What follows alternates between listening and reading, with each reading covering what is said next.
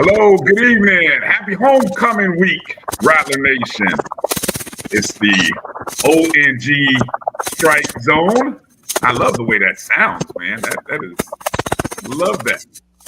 Bryan Fulford, Marcus Green, Kelvin Roger.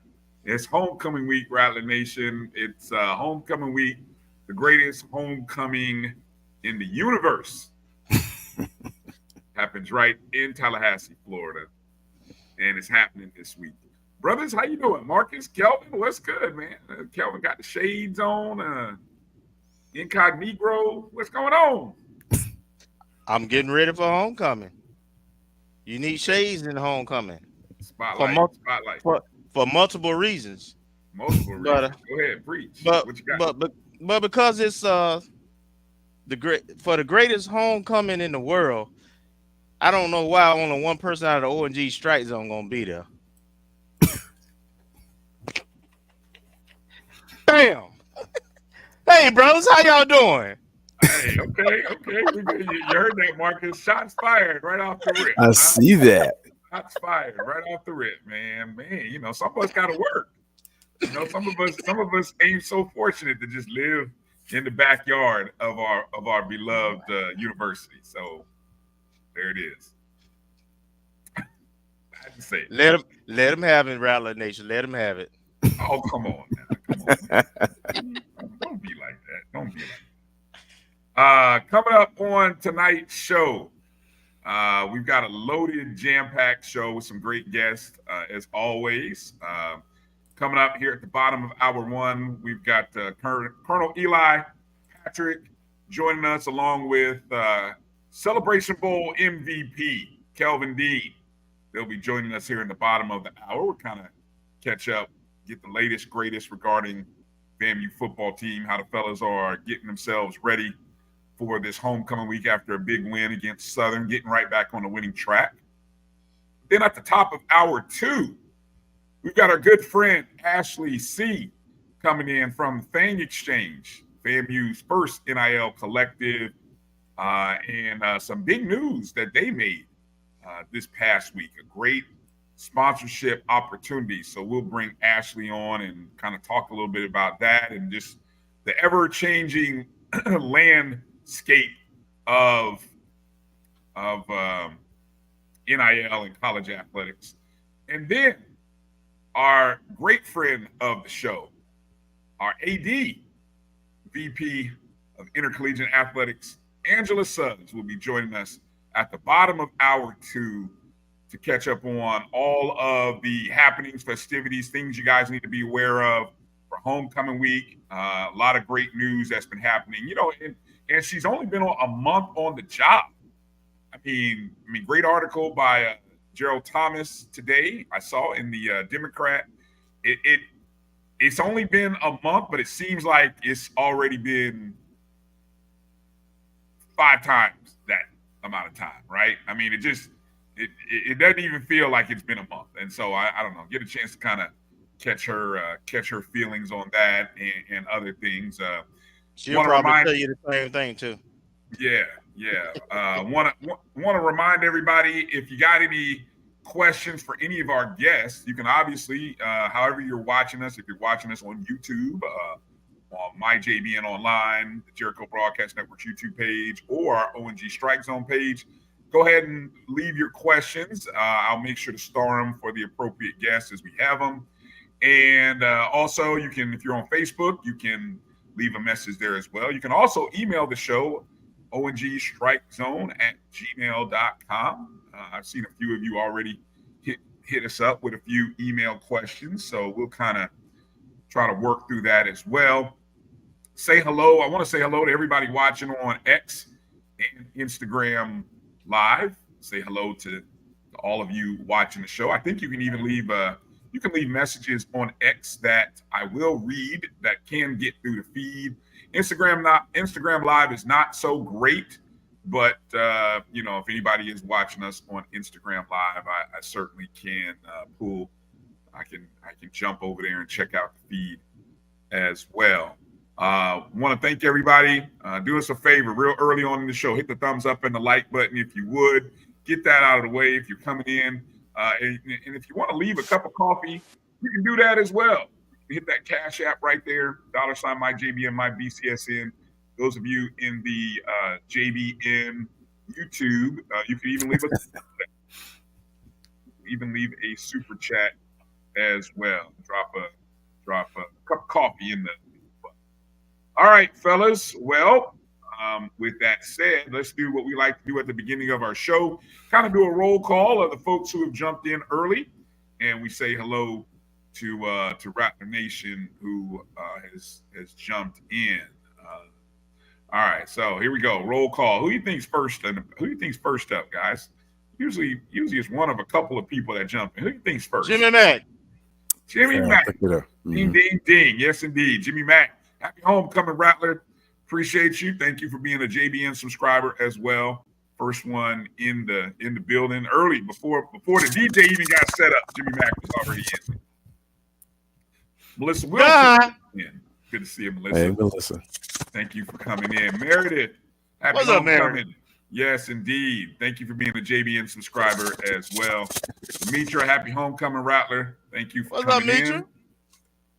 Mary 305, hello to you. Happy homecoming. Thank you for being a JBN subscriber. Thank you, Mary. My boy Tony checking in. Good to see you, Tony. Thanks for checking in. South Florida in the house. Montre Bennett. What's up, Montre? Good evening. Good evening. Happy homecoming. Yes, hadn't seen Montre in a minute. Yeah. Coach Ferrasi. Coach Ferrasi coming in. Good to see you, Coach. Hey, Coach. What's up, Coach? Coach. Appreciate you coming in. Marvin Allen checking in. Duval in the house. Represent. Good to see you, Marvin. Thank you. Tamara T. What's up, Tamara T? Thank you for being a JBN subscriber. Congratulations, Tamara, on the great career fair expo. Great job. Saw some great videos, and maybe we have to get. I know Tamara's shy, but maybe we'll get Tamara on and she can give us a little background or an update on some of the results from the Career Expo. I know folks would like to hear that. Every now and then we like to bring on some of our favorite guests, some of our JBN subscribers. So Tamara, if you're not, one of these days in the next couple of weeks, let's get you on the show, and if you want to, obviously, but we'd love to have you on. Marcus, happy homecoming. Man, Marcus. Class of 92 in the house. Hey, what's Marcus' nickname? Back in college, what's his nickname? Remember the times? What his name? Big Love. What's up, Big Love? Yes, it was. Remember the times. Yes, indeed. Marcus JY. Good to see you, Marcus. Gail checking in. Good to see you, Gail. Happy homecoming, Gail. Remember the times. Kenya. Good to see you. Happy homecoming, Rattler. I heard Kenya's on our way. I heard Kenya's going to be in Tally this weekend. That's what I heard. I saw that. Yeah. She need to stop by Delaware. she flew over Delaware. Yeah. You see, stop that. See, I saw what you just tried to do there. See, yeah. It had to be like that. What? Me? Ken, good to see you, Ken. What's up, Ken? Yeah. Let me see. What is James Austin talking about here? What's up, Austin? Yeah, I don't know what that means. Yeah. Hey, James Austin. I don't know what you're talking about. Game day. Game day ticket. 19,000 game day ticket. I don't understand, but I don't know. Maybe he's saying it should be a packed house. Little baby checking in. Good to see you, little baby. Happy homecoming to you too. Good to see you. Chuck Hunt checking in from Monroe, Louisiana. What's up, Monroe, Louisiana? Good to see you. Road Dog. Good to see you, Road Dog. It's too hot for a suit, man. Oh, I don't know. Maybe I thought Kelvin might be doing some apparel changes during the various breaks. That's what I was hoping for. That's what I was hoping for. That's what I was hoping for. All you got to go to is my Facebook page. And Fangs up, buddy. Be careful. Dr. Lord, get you. What? Wait a minute. What happened? Okay, hold on. You're way ahead of me. Ashton Harris, good to see you. Happy homecoming, Rattler. What's up, Pico? Good to see you. Liv, what's going on? Live for hoops or die lonely. Mm-hmm. There she is in the chat. It's her season. It's basketball season. It's hoop season. Here comes Liv. You know, gotta love it. Gotta love it. That's our girl. Good to see you. And Liv will be in the building Monday night. She will be in town for the season opener. So that should be good. Good to see Liv back on the yard. Let me see. Alice McCullough checking in. Good to see you, Alice. Happy homecoming. Keith, Things Up Podcast. Make sure to check out Keith. Thursday nights and Sunday, Things Up Podcast. Make sure you're following. Good to see you. I see. Keith, don't be like that, Keith. See, I just saw what Keith wrote. I almost hit it too. So, Earl, good to see you, Earl. Happy homecoming, Rattler. Happy homecoming. Dwayne Sweet, happy homecoming. Hey, you need to hit that one. Hit what one? No, not doing it. Not doing it. That's the one power of the controls, not doing it. Keith got jokes, boy, I tell you. Sweet, yes, someone had to pay. Yes, indeed. So we got that. And so we say hello to everybody joining us. You know, I thought I had my graphics screen is not popping up for me, fellas. So I'm without some graphics. So this is just gonna be, I don't know why, for some reason, you know, the program is acting up. It acts like it wants to load up, but yeah, for some reason, I don't know. I have to figure it out. Anyway, let's kind of get into some of the action from, of course, this past weekend. FAMU football gets back on the winning side of things with a 24-6 victory over Southern. Everybody on the show last week predicted as such. Even our guest Carlos Brown, he even predicted a FAMU victory. I think he even said FAMU would get 24 points, if I recall. Everybody got their predictions right some sort of way, except me. It's crazy. What was your bold prediction, Marcus? I'm going to give you all a chance to gloat, so go ahead. What was your bold prediction, Marcus? I think the bold prediction was a special teams touchdown, and my score, I think, was 27-20, so I was off on the score. Well, you did get your special teams touchdown as Jamari Gassett got the 43-yard punt return in about the middle of the first quarter to give FAMU their first lead after Southern opened up with a 3-0 lead. Kelvin, what was your bold prediction? Oh, boy, come on.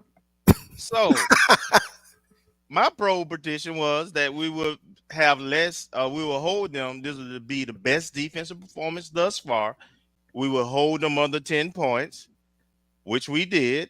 And I also said that we'll get over the 21-point hump, which we did. I was hoping, and I think I said 28, but we settled. We'll take that 24. Yeah, Southern only gained 205 total yards. We actually outrushed Southern 126-122. Their passing game was putrid, only 83 yards passing. I think in total, there are two quarterbacks, because they did go to two quarterbacks in that game. Their two quarterbacks combined were 11 of 27 for 83 total yards. Starting quarterback Noah Biden threw an interception. And we did get 2 sacks on the backup quarterback, T-Set. Mm-hmm. And so I was the only one whose prediction fell by the wayside because I predicted FAMU to get two rushing touchdowns, and I really thought we were on our way to getting one on our first offensive drive. Unfortunately, there was a fumble somewhere inside of the 15-yard line, somewhere on that opening drive. I think it was down inside the 5. Yeah, it was inside of 10. Yeah. So after that happened, unfortunately, Thad Franklin didn't see much more time after that. Although he did. It was such a balanced attack though from our 3 running backs. Franklin 7 carries for 42 yards. Bo Somerset 8 carries for 43 yards, and Kelvin Dean 6 carries for 42 yards. Pretty impressive. Productive. Real productive from all 3 guys, averaging somewhere between 5 yards to 6.3. Dean averaging 6.3. So really productive day from those guys. Receiving wise, Jamari Gassett, 5 catches, 118 yards, and a touchdown. Daniel Richardson was 25 of 32, 274, 2 touchdowns, 1 INT. What I think we all noticed, fellas, was the opening drive for FAMU, in which before the fumble, I think we had ran we had passed for 7 of the first 8 plays, something to that effect. Somebody check me on that. I'm gonna look at it here. Let me see. I'm pulling up the opening stats from that opening quarter here. 1, 2, 3, 4 consecutive, then a rush, then 5, 6 actually got pulled back for a penalty. Then we came back with another one, so we had 6. So now we're at 5 of the first. Yeah, so 5 of the first 6 passes, or really 6 of the first 7, but one of those included a penalty, were all passes before the fumble that occurred by Franklin.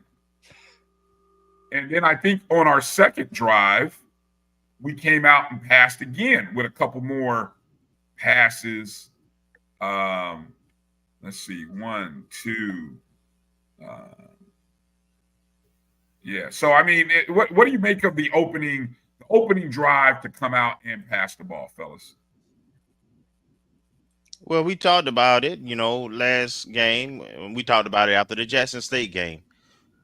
We are, this team identity, and the offense seems to flow better when we use the pass to set up the run. And we did a lot of short passes initially on those drives. And we have playmakers. So all we got to do is put the balls in our playmakers' hand. And, they'll turn those 3 to 5 yard catches into, 15, 20. So it just was a good approach, I thought. You got to remember, Southern's defense came in highly ranked in the SWAC. Mm-hmm. They were pretty much top 2 in everything. Yeah. So we were going against a pretty competitive defense. And I just thought for our team this year and our makeup, it gave us the best chance to put some points on the board. And they played out that way as we moved the ball pretty well those first couple of drives, minus the turnovers. And I think that also contributed a whole lot to getting a little bit more better run lanes for our backs and getting our, again, I'm talking about rhythm. I just thought the offense had a better rhythm when we do that. So kudos to the coaches for making that adjustments and understanding that part of what can be the run game is short passing game to our backs and our tight ends, etc. What's your take there on that opening, Marcus? I agree.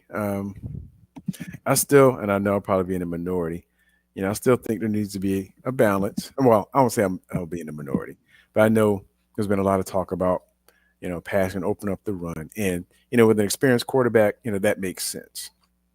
No, you can't go too far to one extreme or the other. But in terms of the opening drive, it seemed like it was working effectively. And I guess to be honest, I wouldn't say it's a super surprise given some of the challenges and feedback and reevaluation the coaching staff did. But I think coming in Southern's defense, I think their primary strength was in the defensive backfield. So I was kind of worried about that. At least that's what it was reported statistically. That the defensive backfield. So I wasn't sure how that was going to play out. Now, you can't shy away from your strength, but you also can't just throw it to the teeth of the strength of the defense. And, you can challenge them, but, if you challenge, you run the risk of, losing that challenge. But, hey, that's what they're out there to do, and that's what they did.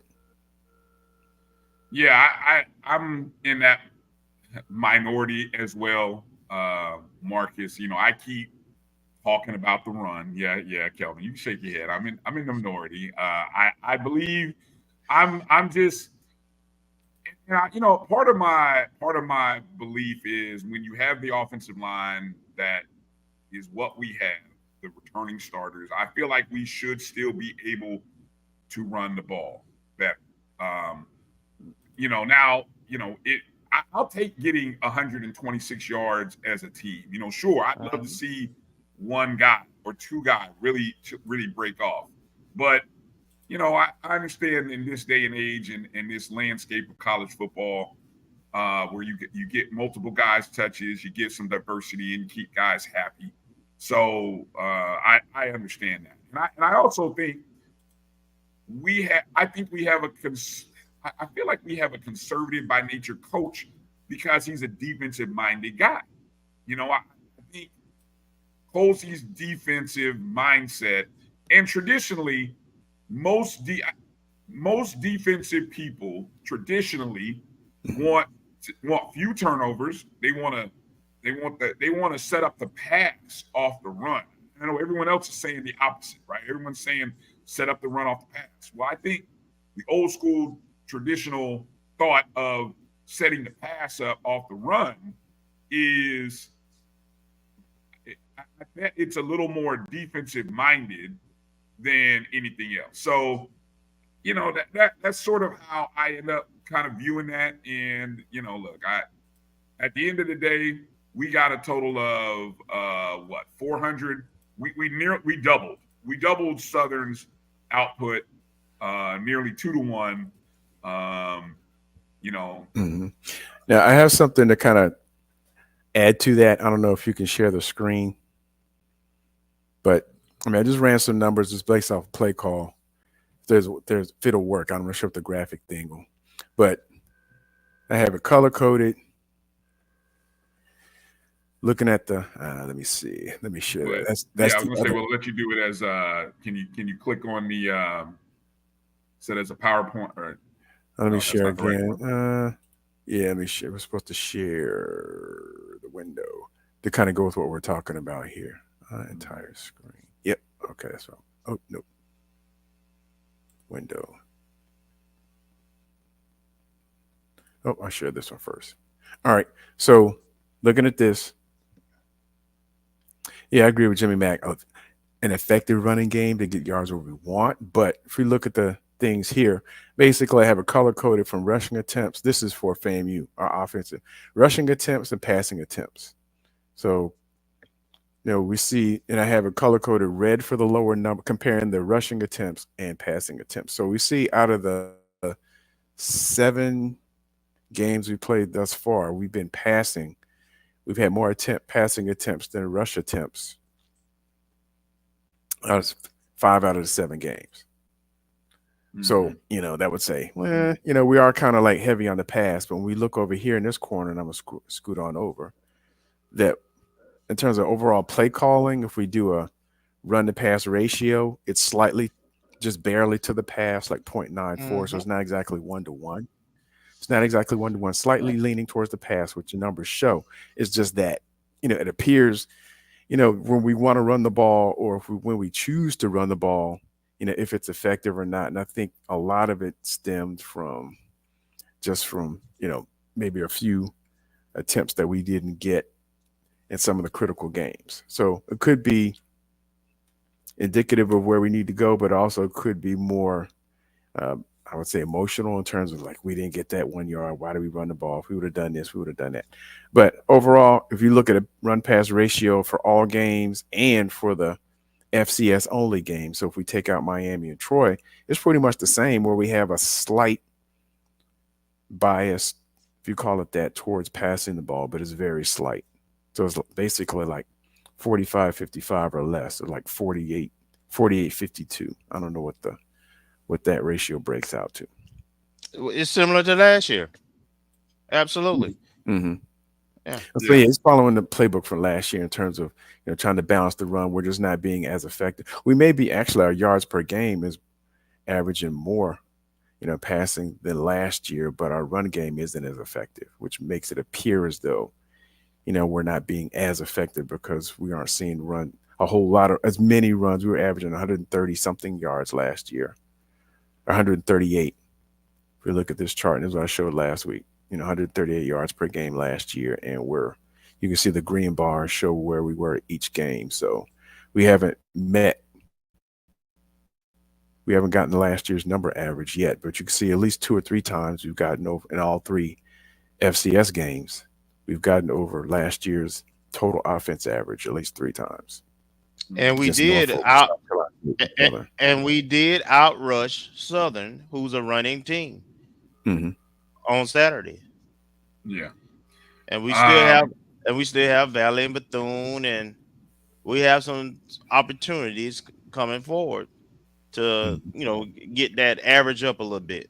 Let's put it that way. Now, one other quick thing I wanted to share really quick before we get to our guest. I don't know if it'll switch screens on me, but I was looking at the explosive plays, and I think I was telling you guys in the green room.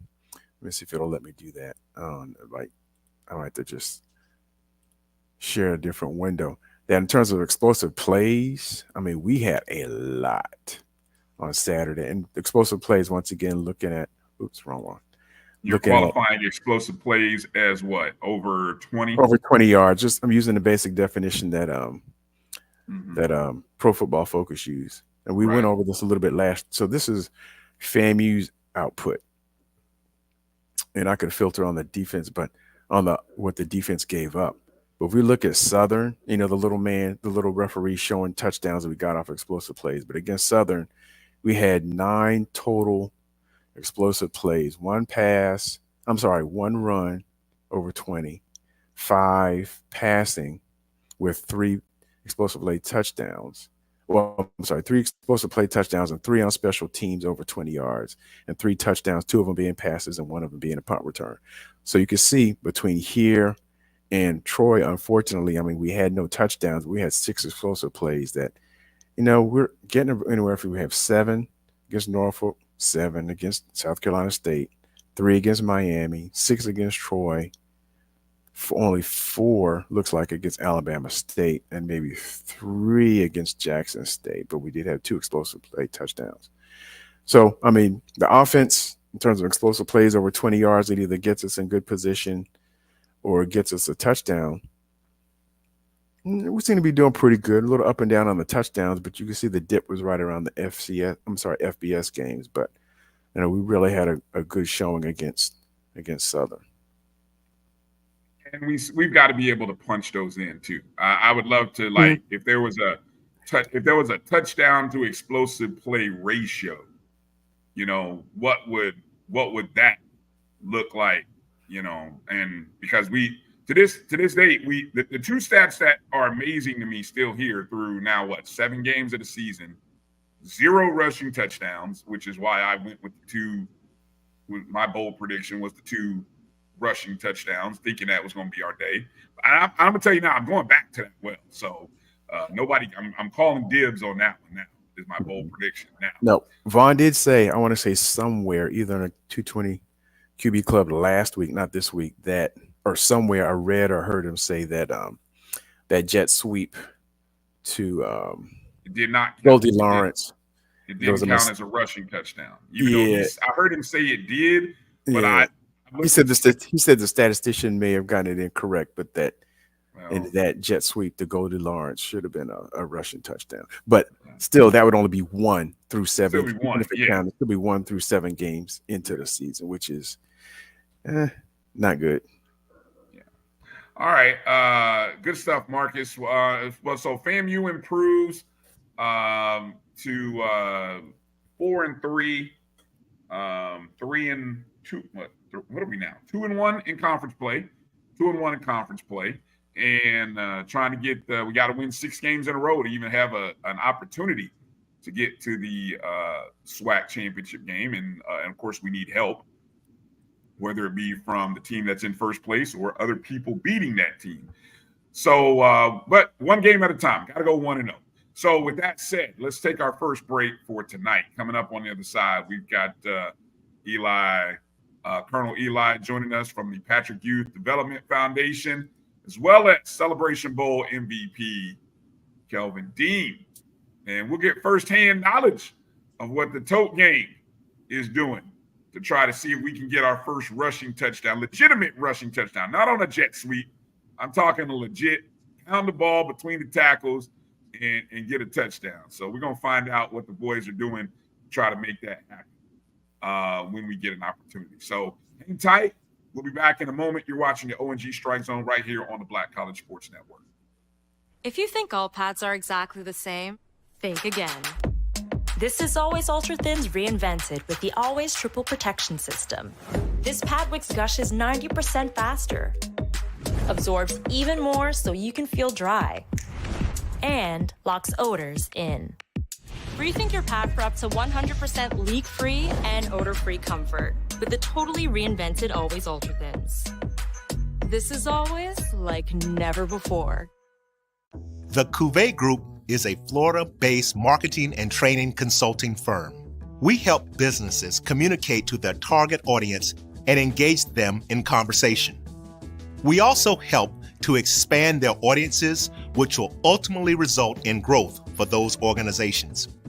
In addition to being a certified constant contact specialist, my colleagues and I are also certified in John Maxwell Leadership Principles. We use these proven principles to conduct workshops, training, and private coaching sessions for individuals and companies looking to take things to the next level.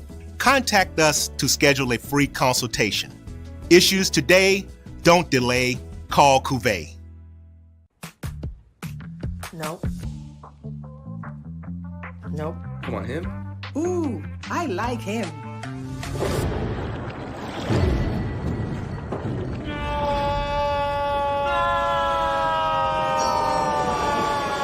Quick, the quicker picker-upper. Bounty picks up messes quicker, and each sheet is 2 times more absorbent, so you can use less. He's an 8. He's a 9.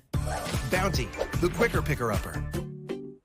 This is Brian Fulford. AD Drew and I are co-hosts of the BCSN Sports Wrap. We talk about all things related to HBCU athletics. From the games, teams, coaches, and fan interest stories, we cover it all. You can find our shows on Facebook at BCSN Sports Wrap, YouTube at MyJBN Online, and everywhere you listen to podcasts like Anchor, Spotify, Google, and Apple Podcasts. You can also find the show on the Jericho Broadcast Network's app. Make sure to download. We look forward to you joining the conversation and being a part of the show.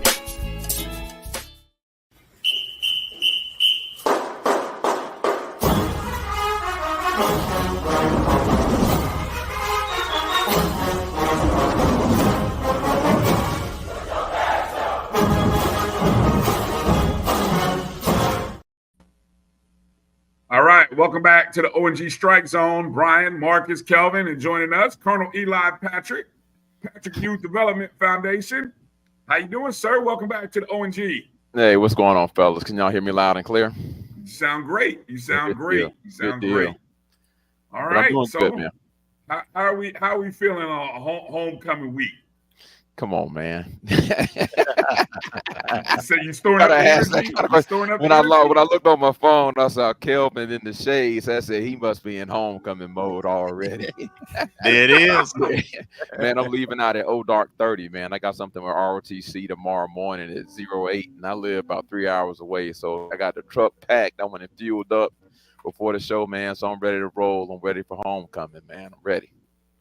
What's one of your traditions? I know we all have traditions. Those folks who come back in town, whether it be a favorite place they like to hit up or a certain thing that they like to do whenever they come back in Tally. What's your it's a take boring on answer, man. It's all about the day party, man. My generation, my age group, it's all about the day party. Well, I don't know what is it called, the Fridays foray or whatever. What do they call it? But right across from the AC, across from the park at the Edison, that's my tradition. So a lot of people come just to the day party and then they go home. They don't even stay till Saturday. They go to the day party and they hit the road and head back home. But the day party is probably the biggest event for me. Besides that, I make sure I make my way over to the RTC building, talk to the cadets, talk to the cadre, and just seeing everybody, man. My line brothers, my Trinity brothers, I'm Beta Nu, Alpha Phi Alpha, fraternity.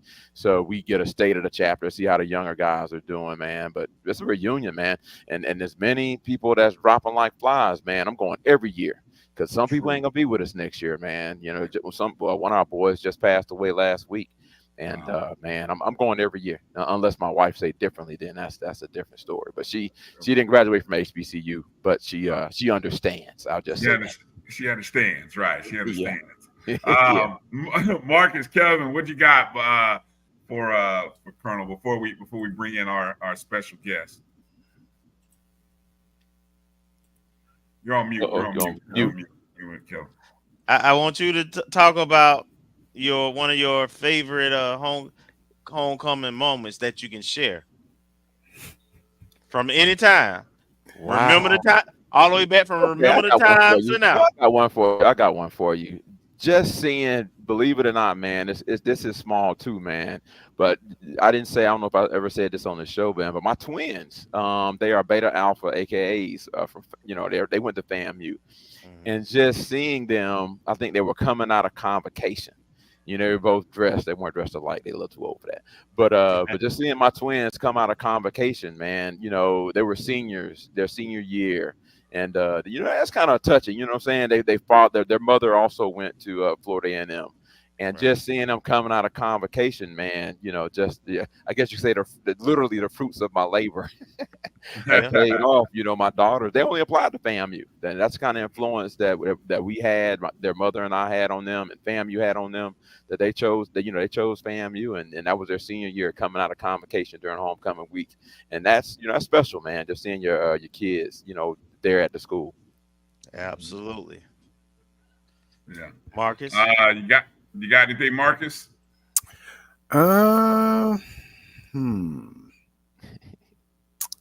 Nothing at the top of my head, right? Oh yeah, I know what Marcus was going to ask me. He was going to ask me, how is the NIL going? I was going to go there.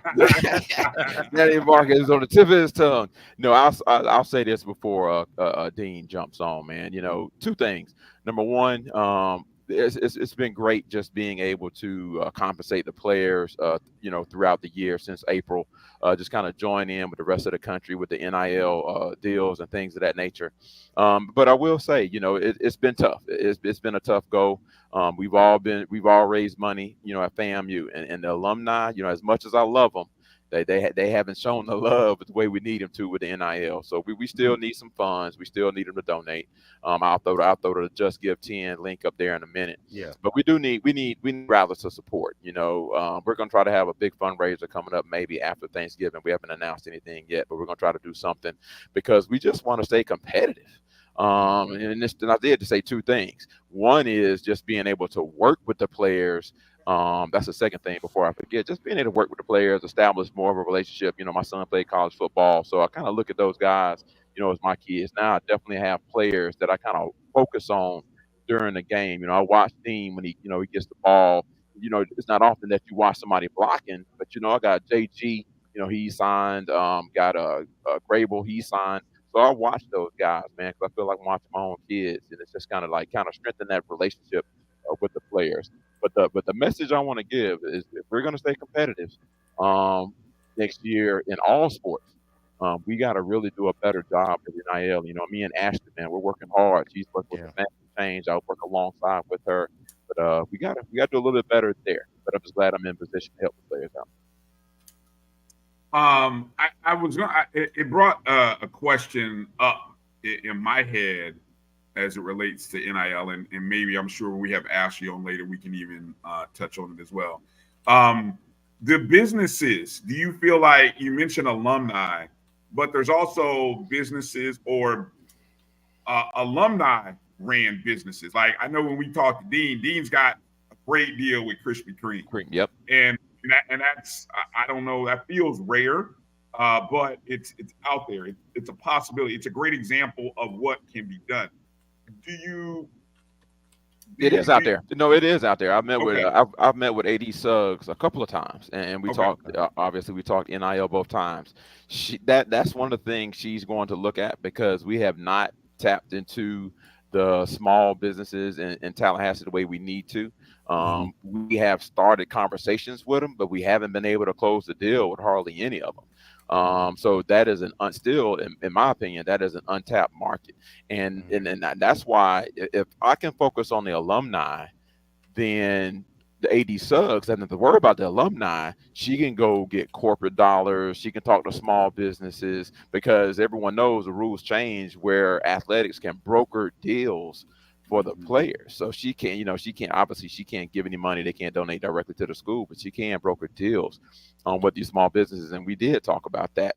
Ashley's doing a good job, starting conversations with some small businesses. And I have a fraternity brother that lives local in Tallahassee, and I'm working with him to try to talk to a couple of small businesses. So I got a couple leads.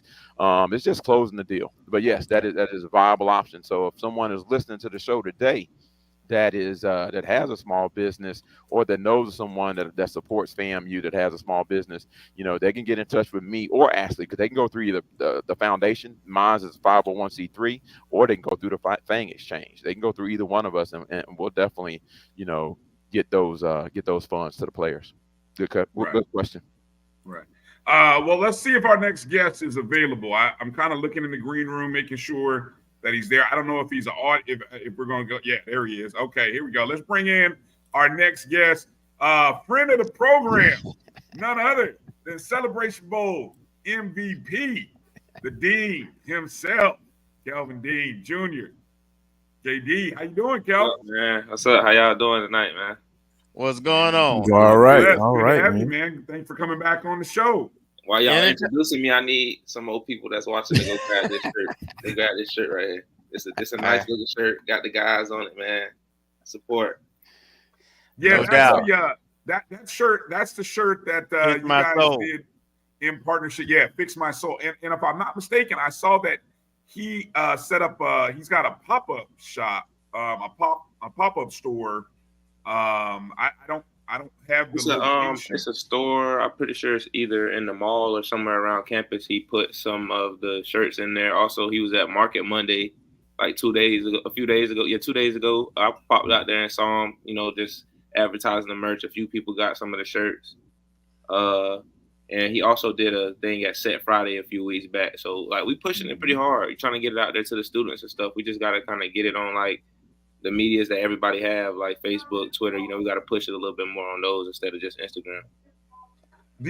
I'm curious, do you obviously, the promotion of that, or even the Dean doesn't, I'm not going to ask you if you find it rewarding, but do you find it challenging with that aspect of the business, the constant promotion and promoting that you have to do, along with all the other things that you have to do, schoolwork, football stuff, just life?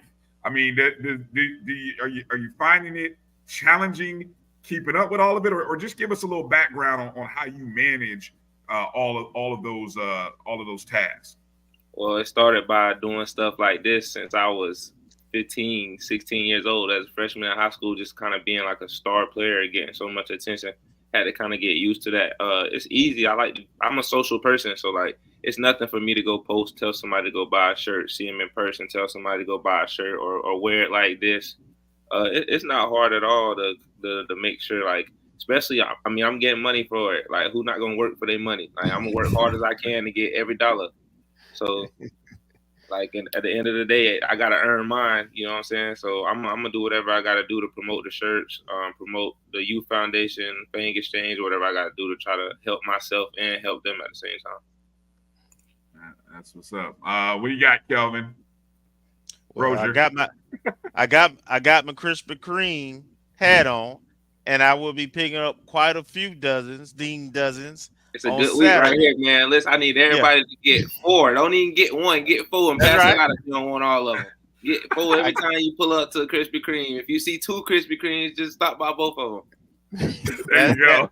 that part right there. So plus you got my first name. You're Kelvin too. Absolutely, Come on, I'm gonna man. support you, brother. Great But, minds think alike, my guy. That part right there.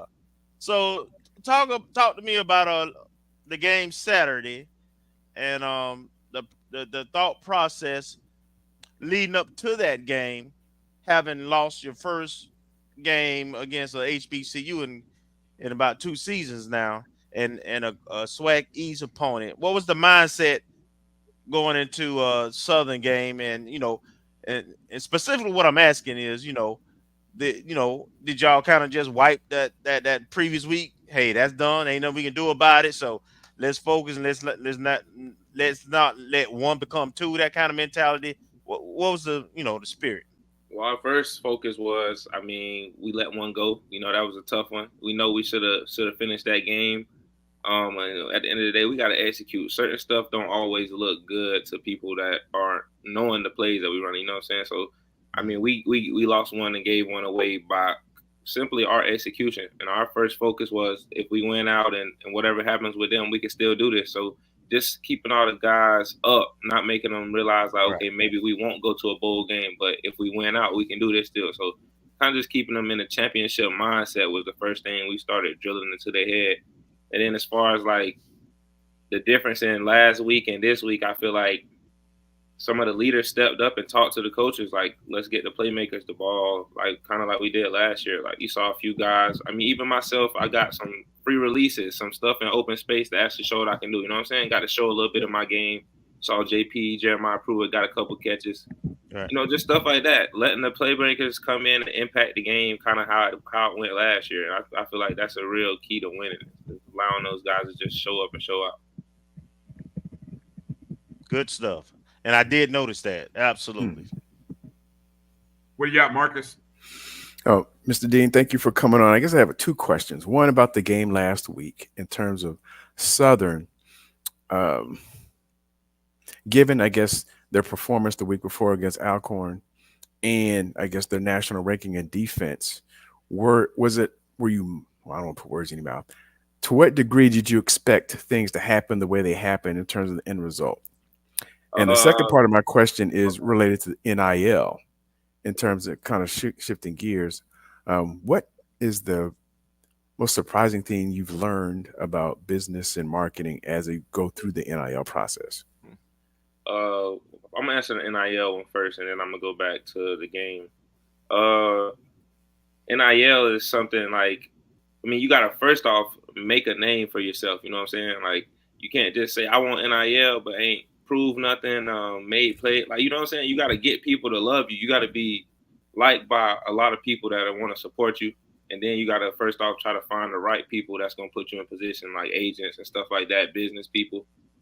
And, it's once you get to that point, you just got to work on kind of promotion, making stuff look professional, keeping your page clean. Like, you don't want nobody to look on your page and see a bunch of cussing and just bad things that's not good for business images.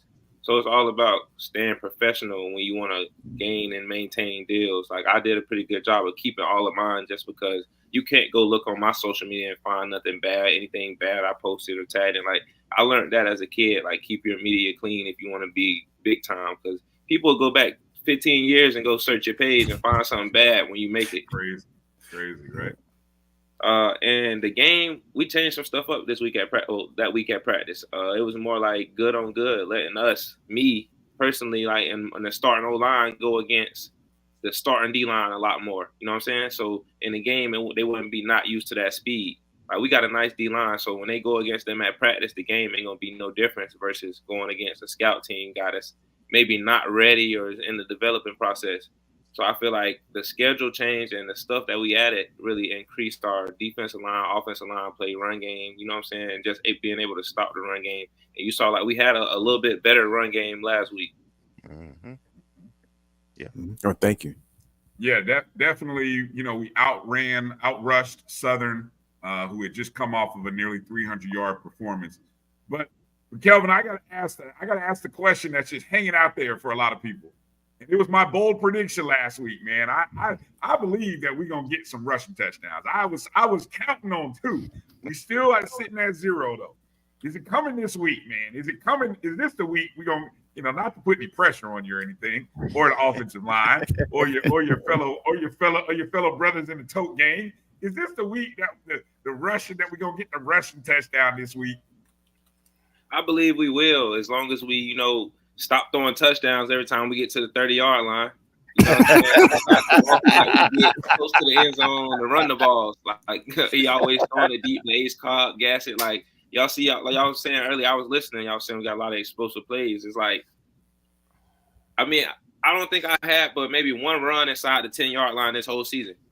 Just saying personally, I can't speak for the other running backs, but we don't often get inside the 10 or the 20-yard line and run the ball. We usually score on the pass. It's just the pattern that I kind of been picking up. So for us to go get this rushing touchdown, either we're going to have to stop throwing the ball and get down there by the 10 or break a long one.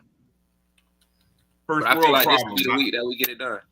Yeah, I like to call those first world problems, right? I mean, hey, look, some things you don't trade off on, but I feel you. That's a great answer, Kelvin. That's a great answer. What else? Anybody got anything else? Rozier, Green. How about Colonel? You got anything you want to throw in there? Yeah, well, just one thing, and I talked to Kelvin, I talked to the guys a decent amount, but one thing that I've been talking to the offensive line about is, and you've heard Coach talk about this, how it's a mature group, it's a veteran group on the offensive line, and I told the guys, I said, we've been good, but we haven't been dominant. And, if we can show that we can be dominant throughout the rest of the season, even if we don't make it to the bowl game, maybe we'll be invited to the playoffs or something. I think that's still a possibility. Let's say, let's go on a tear, let's dominate, offensive line, running backs go on a tear, and let's dominate. So I know Dean has the potential because every time he comes in, he makes something happen.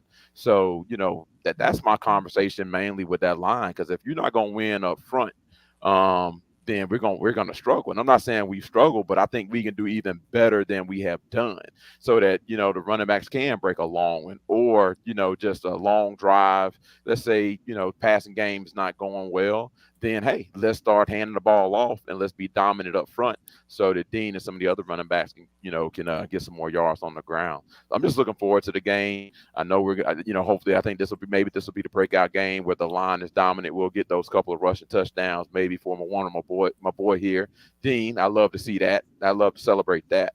But I don't have any questions, man. But I will say this, I recognize very early in dealing with the players that Dean was one of the leaders among the leaders, because JG, he stepped up, as one of the leaders on the team, talking to me, and then Dean, was right there with him. So between the two of them, I really appreciate them. Just they have kind of helped me talk to the other guys and give me feedback on how things are going, with NIL in the locker room, because the last thing I want to do is be a disturbance to that locker room. So I get my feedback from Dean. I get my feedback from JG. So I say I appreciate that, Dean. You being, mature, being a leader on the team. I do appreciate you. Yes, sir. I appreciate you. Like, hey, I feel like I was born to do this, so it's really no pressure. I just try to get the guys to go in the right direction. Hey, Kelvin. Go ahead. I just want him to, before we let him get out of here, kind of talk about having the deals that you have and being a student athlete where you go into class and you practice and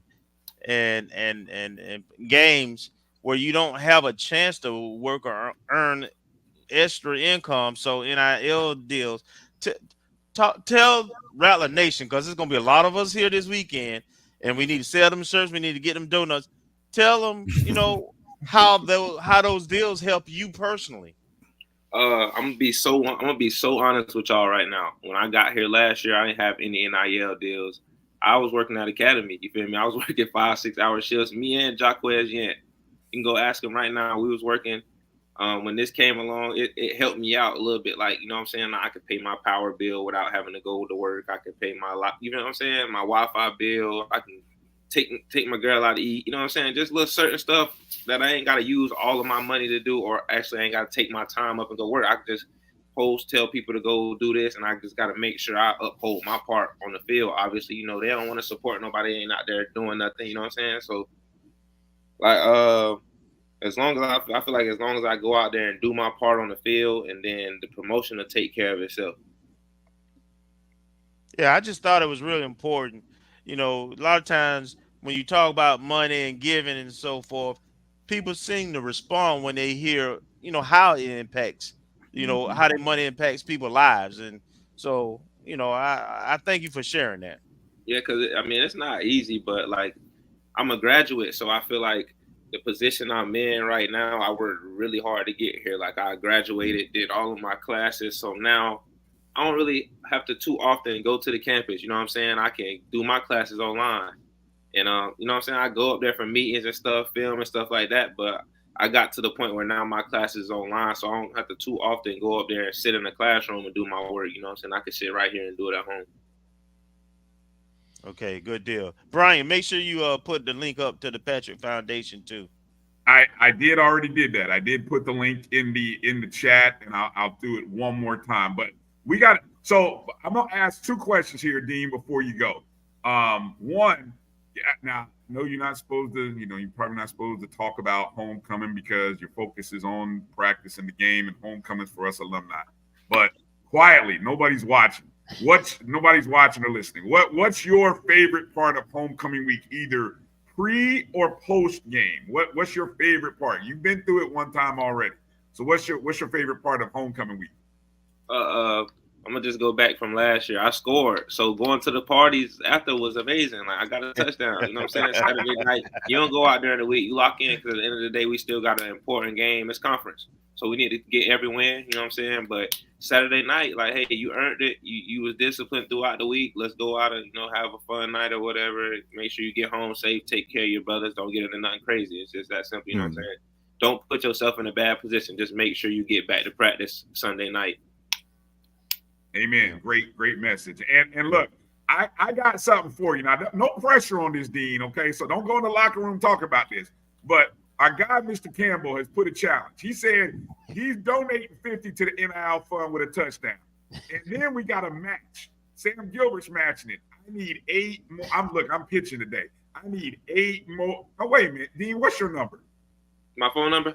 No, your jersey number. 9.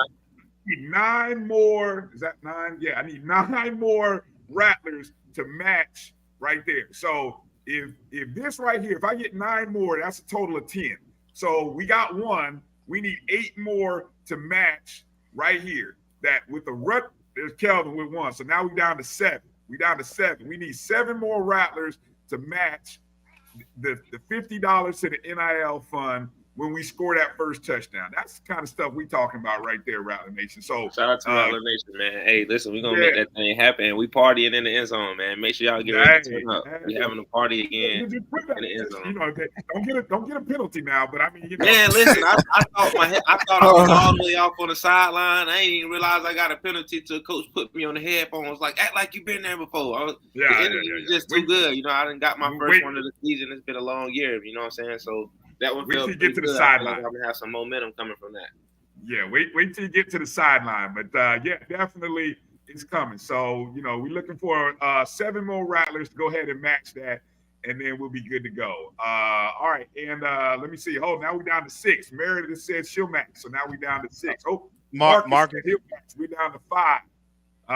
We counting them down here, folks. Hold on. I need to star them because I'll forget. I got a question. This right here. Y'all make sure y'all click on my personal link from him, Kelvin Dean. You know what I'm saying? Shout out to my teammates though. I love y'all. Y'all get this touchdown, man. Hey. Hey, we'll do that. You just make sure you take care. If it ain't you who scores though, you got to make sure you got to take care of your brothers. That's all we ask. We score, man. Hey, we taking the whole line of Waffle House next week, and we get number dozen. There it is. Yeah, hey, for the record now, we're not paying players to score because we can't do that. But they are donating to the foundation if we score.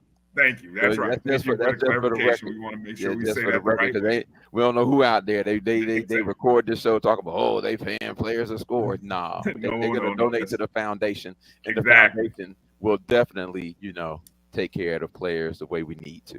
Well said. Thank you. And make sure for those who go on a Krispy Kreme and buying those dozens, and the Dean's dozen is discounted. It's cheaper than the regular dozen. Yes.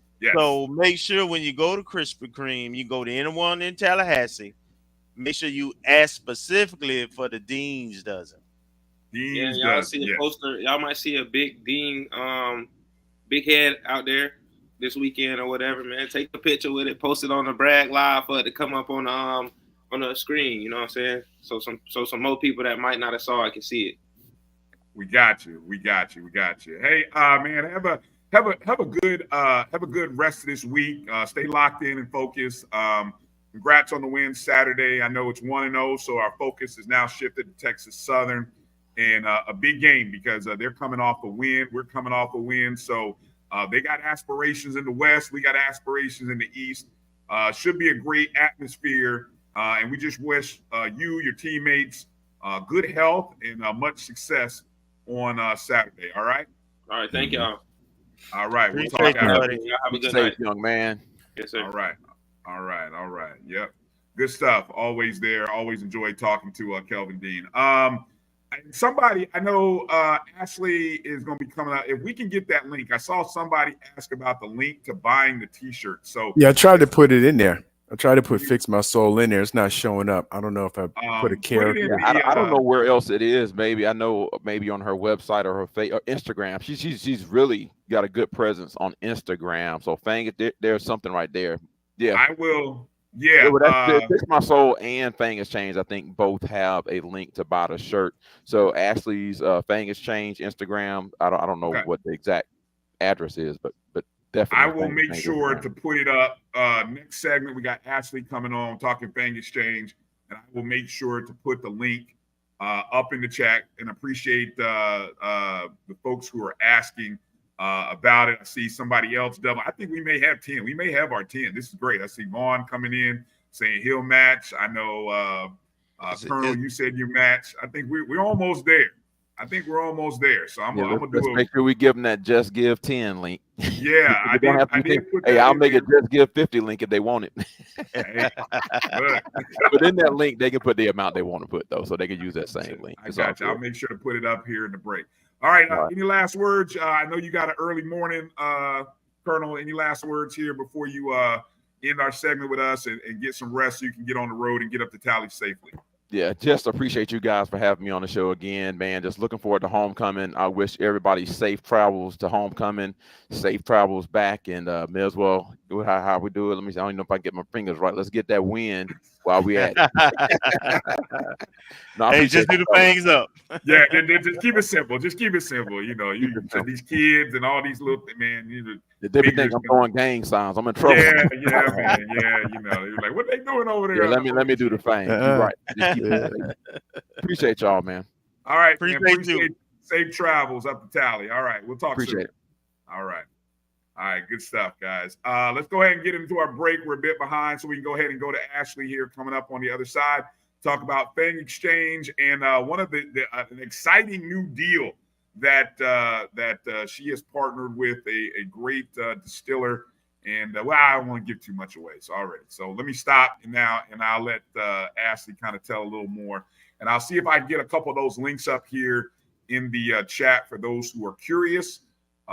We appreciate all of you. Make sure to go hit up Kelvin Dean on social media. Let him know you appreciate him, wish him well, and make sure you're following him on all his social media handles. By the way, everybody say bye-bye to Marcus. Oh, yeah. All right. Marcus, see?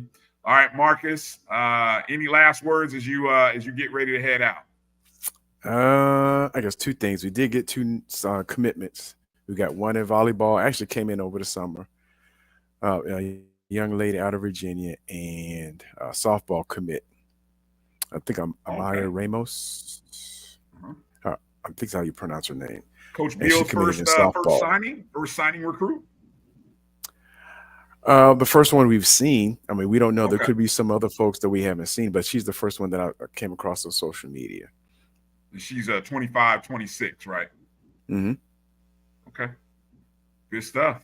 Good stuff, man. But I know you guys will have a good rest of the show. I gotta get up early in the morning. All right. You know, like bold prediction, real quick, before you go. Bold prediction and score before you leave. Bold prediction. I'm gonna have to jump on your bandwagon. We get our first rushing touchdown, so we can share it. All right, I'm fine with that. And maybe it'll actually happen. You know, I don't know. I'm just getting a feeling. I don't know. And I think we're gonna score over 30 points. There you go. There you go. I like that. I'm gonna say my score is gonna be score 30 all season. 35-21. There you go. I like it. All right.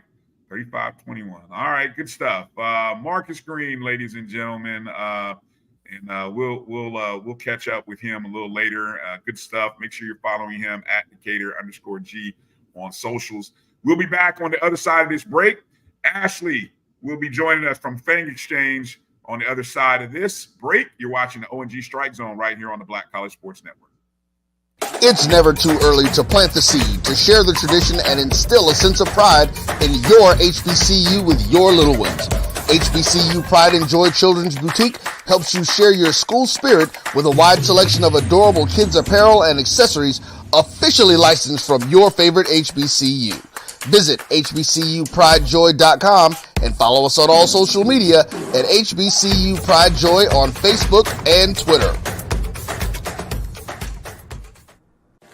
Supermarket sushi, really? No. Wait, Troy, you work here? I'm never not working. Like Head & Shoulders Scalp Shield technology, up to 100% dandruff protection, even between washes. Never not working, huh?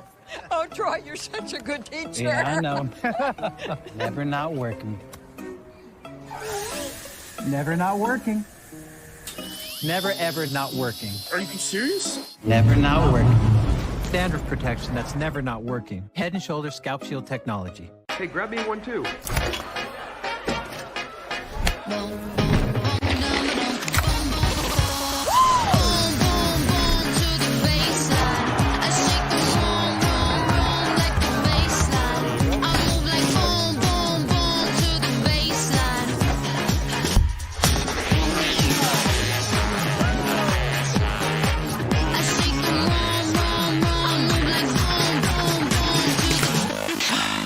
Charmin Ultra Soft has so much cushiony softness, it's hard for your family to remember. They can use less. Sweet pillows of softness. This is soft. Holy Charmin. Oh, excuse me. Roll it back, everybody. Sorry. Charmin Ultra Soft is so cushiony soft, you'll want more, but it's so absorbent, you can use less, so it's always worth it. Now, what did we learn about using less? You gotta roll it back, everybody. We all go. Why not enjoy the go with Charmin?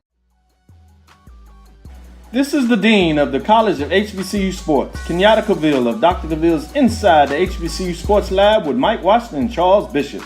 Come mix it up in the lab where the course lecture is in session every Tuesday from 6 o'clock p.m. Central Standard Time on Facebook Live, YouTube Spreaker, or the BCSN app, as we discuss all things about the HBCU sports culture, including exploring the week that was in the sporting HBCU diaspora, as well as the upcoming week of HBCU sports. With me, the Dean, the College of HBCU Sports, on Dr. Cavill's Inside the HBCU Sports Lab with Mike Washington and Charles Bishop. Course lecture dismissed.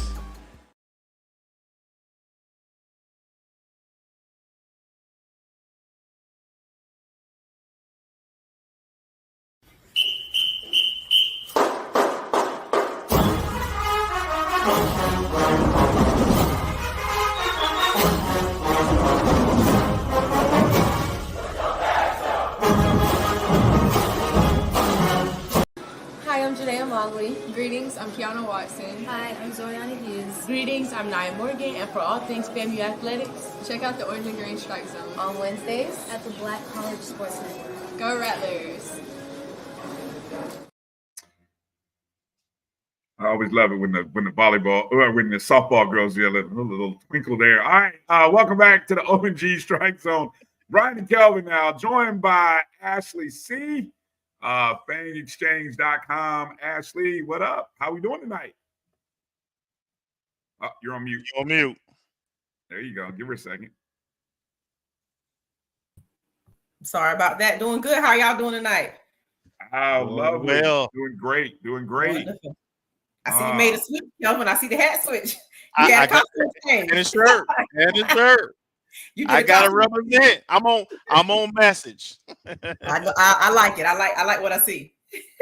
I got the link. What do we call what's the name on the or the brand, I guess, that we're calling for those t-shirts, Ashley? I want to make sure I put that right in the chats. So Fix My Soul, it's a collaboration, but Fix My Soul is Elijah's company who partnered with Fang Exchange. So we typically call it a Fix My Soul / Fang Exchange collab, but the collaboration is with Fix My Soul.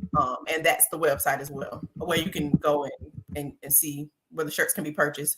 We do have a link at the very top of our Fang Exchange page, but it directs you to Fix My Soul. So we just kind of try to make it easy for everyone. Gotcha. All right. Well, I just dropped it in the chat. I know there were a couple people who were asking. Appreciate everyone for asking. Before we get into talking about kind of the latest news from Fang Exchange, share with us a little bit your homecoming. What is your homecoming thing? What do you like to do when your homecoming week tradition, or place you like to go, thing you like to do, as you get ready for homecoming? To be honest, I really like all of it. The game is to go without being said, right? Obviously the game, but the parade is always a good opportunity. Set Friday is a good opportunity to be able to hang out and tailgate. So I just love Perry Street, all the vendors.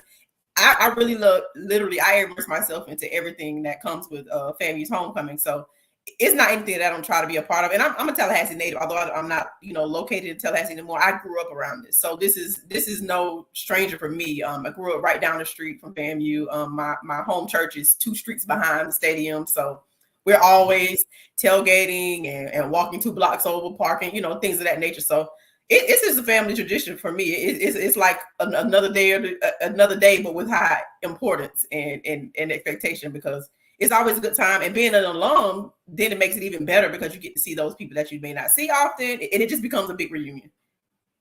Is it a little bit different now for you, given the fact that now, instead of just being an alum, a supporter, but now you have this entity, this NIL collective, and so every day you're out talking to people, I feel like you're probably always working on behalf of these student athletes. So you're no longer just, hey, that's just Ashley. Now you're now Ashley Fang Exchange Ashley, right? Yes. Is there a different feel now when you come up on campus and when you're walking, and as you even get ready for this homecoming week? How different will it be for you? It's very different. What's funny is I came to the Southern game last weekend, and I met, I think, 5 people that I have not met before, but have spoken to over social media, Twitter, YouTube, when we're doing our show.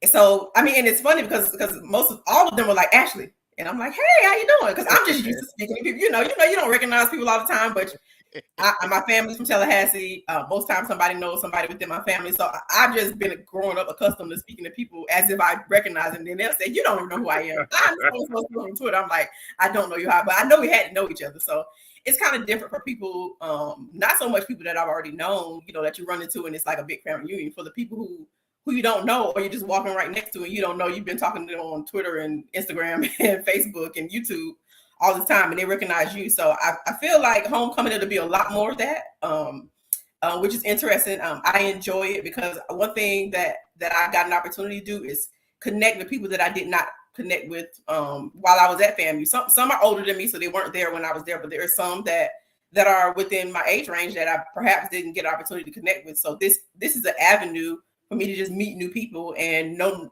more Rattlers. And being in the family and knowing more Rattlers is always a plus. Like, we're always looking out for each other. We're always helping with resources, and just no matter where if you can go somewhere and know somebody in every city, area, or place you go, then you're doing good for yourself. So homecoming, I'm waiting to see how many. I'm telling you, at least 5 people between the back street and the game. I'm like, that's why you got to act like you got some sense, because somebody recognize you and you don't recognize them.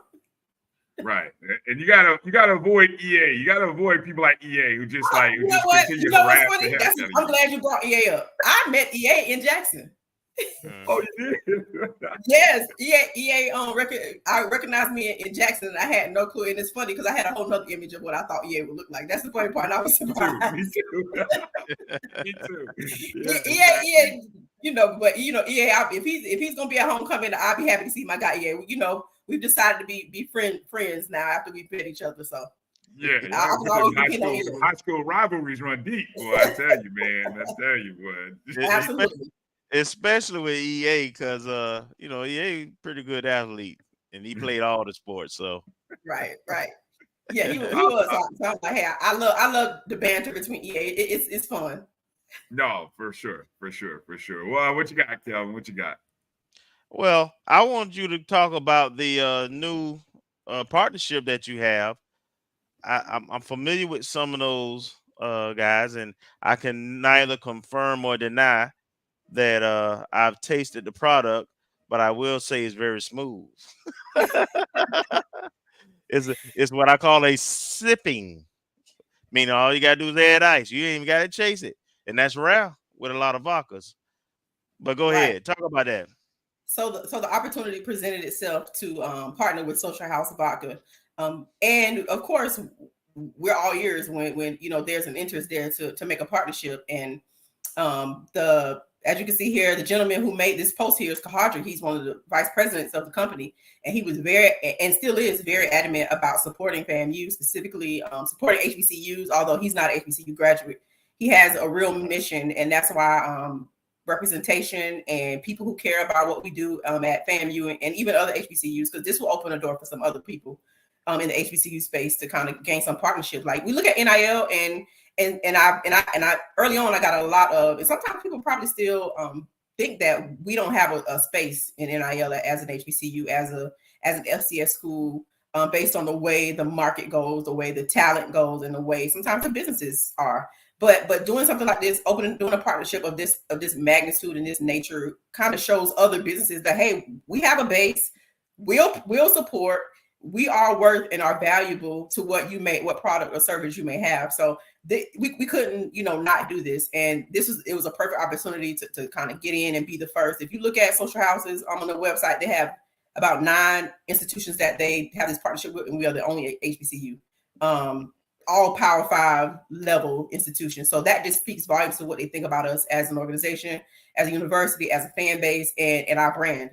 So we're excited. We're happy. We love to be trendsetters, innovators, and just to be different. That brag different. Just here it is. We brag different. Yeah. I'm gonna say congratulations to you again, Ashley, because this is I saw. It's funny. I'm full of ideas, but I've had this idea of somebody being able to jump on, being able to finally do this. So I'm like, man, congratulations. I'm glad somebody was able to make that connection, because it's just a great opportunity in so many ways. Like you said, I'm not familiar with it, but not so much as Kelvin, but I look forward to becoming very familiar. I look forward to becoming very good friends. Indeed. So hopefully by the time we get to Florida Classic, absolutely. I definitely will be very familiar by then. I just want to say congratulations on that. And so how is the reach? What's the plan? Because this is a product that goes into the pot that allows you to do other things. I don't think it's one of those things that necessarily you're going to say, hey, we're not looking to get athletes to sponsor, because that, you don't really do that. Yeah, we stay away from that. Yeah. It's one of those opportunities that it funds the pot, which helps. It funds the pot. Yeah. So I want you to just kind of talk about that and let people know how this kind of helps the fund in general. So early on, when we met with quite a few of our constituents within the FAMU community, and someone even asked, just honestly, like how will we bring in dollars into this organization for NIL? Because you don't want to depend on any one thing to feed the pot and fill the pot. So we let it be known early on that it's always been important to partner with businesses and brands. And a brand like this one is not one that we quite necessarily want to do individual athlete brands, so this is a partnership between the two organizations, Fang Exchange, strictly between Fang Exchange and the Spirits Company, Social House. So what it does is every time someone purchases a bottle, a case, whether it be the 3-pack, the individual 3-pack, 6-pack, 12-pack, we get a portion of the funds to Fang Exchange, and then we're allowed to then push it back out to our athletes. So yes, it funds the pot. It gives us an opportunity to do one big united effort in this way, and give our fans some things that they would like and want. And just simply the bottle itself is and the labels on the bottle were finely crafted and were crafted with us in mind. So yes, it's the biggest thing we can do. We have so many. You heard Eli speaking just before me about alumni input, right? So what we want to make sure that the fan base know, the alumni base know, and other businesses know that we are attacking this funding the pot avenue in various ways. So yes, we want to have alumni engagement. That's why we have memberships. That's why we have donation opportunities, and that's why we ask you to purchase merchandise and things of that nature. But we also have an opportunity where businesses are willing to put their skin in the game and say, hey, I'll give you a portion of my revenue, in exchange for this partnership. So one thing I would tell you is that Social House was already here. They were already established. So what they're doing is just basically saying, hey, we'll invest into making this a partnership, and then we'll give you a portion of it. So that said, that speaks volumes in itself. And one thing that Mr. Kahadri, the VP for Social House, even said to us is that Wisconsin and I think North Carolina State, I believe, is the other school that he mentioned. They kind of broke the mold when they kind of sold 1,000 cases within like a month of whenever they initiated or at some point. And he kind of gave us that challenge, and he was like, I just want you to know that we've already allocated 1,000 cases in production for you all. So that means that we already believe in you all and your ability to make this partnership, even bigger than we already know it to be. So when you think about business, because NIL is strictly business, right? It's all about the partnerships and how you can leverage your branding, your name, your image, and your likeness, and even from a Fang Exchange standpoint, because this is strictly Fang Exchange. That's why you don't hear any other athletes speaking of this, because we made sure to stay in compliance, make sure that we don't even want to err on the side of the gray line and the gray area. They might be over 21, but we're not going to do that. So what it says is that, hey, we believe in who you all are. We want to partner with this organization, and we believe that you all can do it. So for them to go ahead and put into production the 1,000 cases, that the schools that have 2, 3, 4 times the size of an alumni base and a fan base and a revenue base and resources speaks a lot to us. And it also gives us a challenge because we're competitive and we like to be the best. We like to be number one. So there's a lot of excitement around it. They even decided that if we reach our goal of 1,000 cases by the end of November, that they would even give an additional donation to the pot just for doing it. So nothing more we have to do other than to do what we were already had planned to do. So I told them, I'm like, we were motivated to do that anyway. So you just put the ice on the cake for us to give an additional to match some funds and give us an additional few $1,000s. And I will say it's in $1,000 that they will put towards the pot to allow us to then disperse it to our athletes. And this is exactly what this is. All dollars that we bring in outside of administrative fees, we push it right back out. And that's the whole point of this opportunity. So it just speaks volumes of what they think about us as a brand and as a group of people who can and will stand up to the plate, and also speaks volumes to our athletes and what they've done in our athletic department. The timing, I think, is great. And I'm curious just if the timing works in the sense of, are there any potential stations or anywhere during homecoming where people will be able to get some samples, or can people order at homecoming? Anything that you want to let us know? I know it might be kind of hard, but I just it's just a thought that came into mind. Is that happening? Is it possible? So speaking of timing, myself, along with Ellis Dean, who also is and has been an integral part of this, and some of our other partners, we told them, like, we let them know up front, because the label, this obviously no deal of this nature just happens in a week or two, or not even a month. This has been months in the making. We've just been kind of going through the process of it, and we told them, like, hey, this has to be ready. At the bare minimum, we need a pre-order opportunity by homecoming, because we know what homecoming is to us. And with them not necessarily being HBCU grads, they've been around it, but not necessarily. We were trying to make them feel the magnitude. And I'm going to tell you something. I'm going to go back to what you said, but I'm going to tell you something.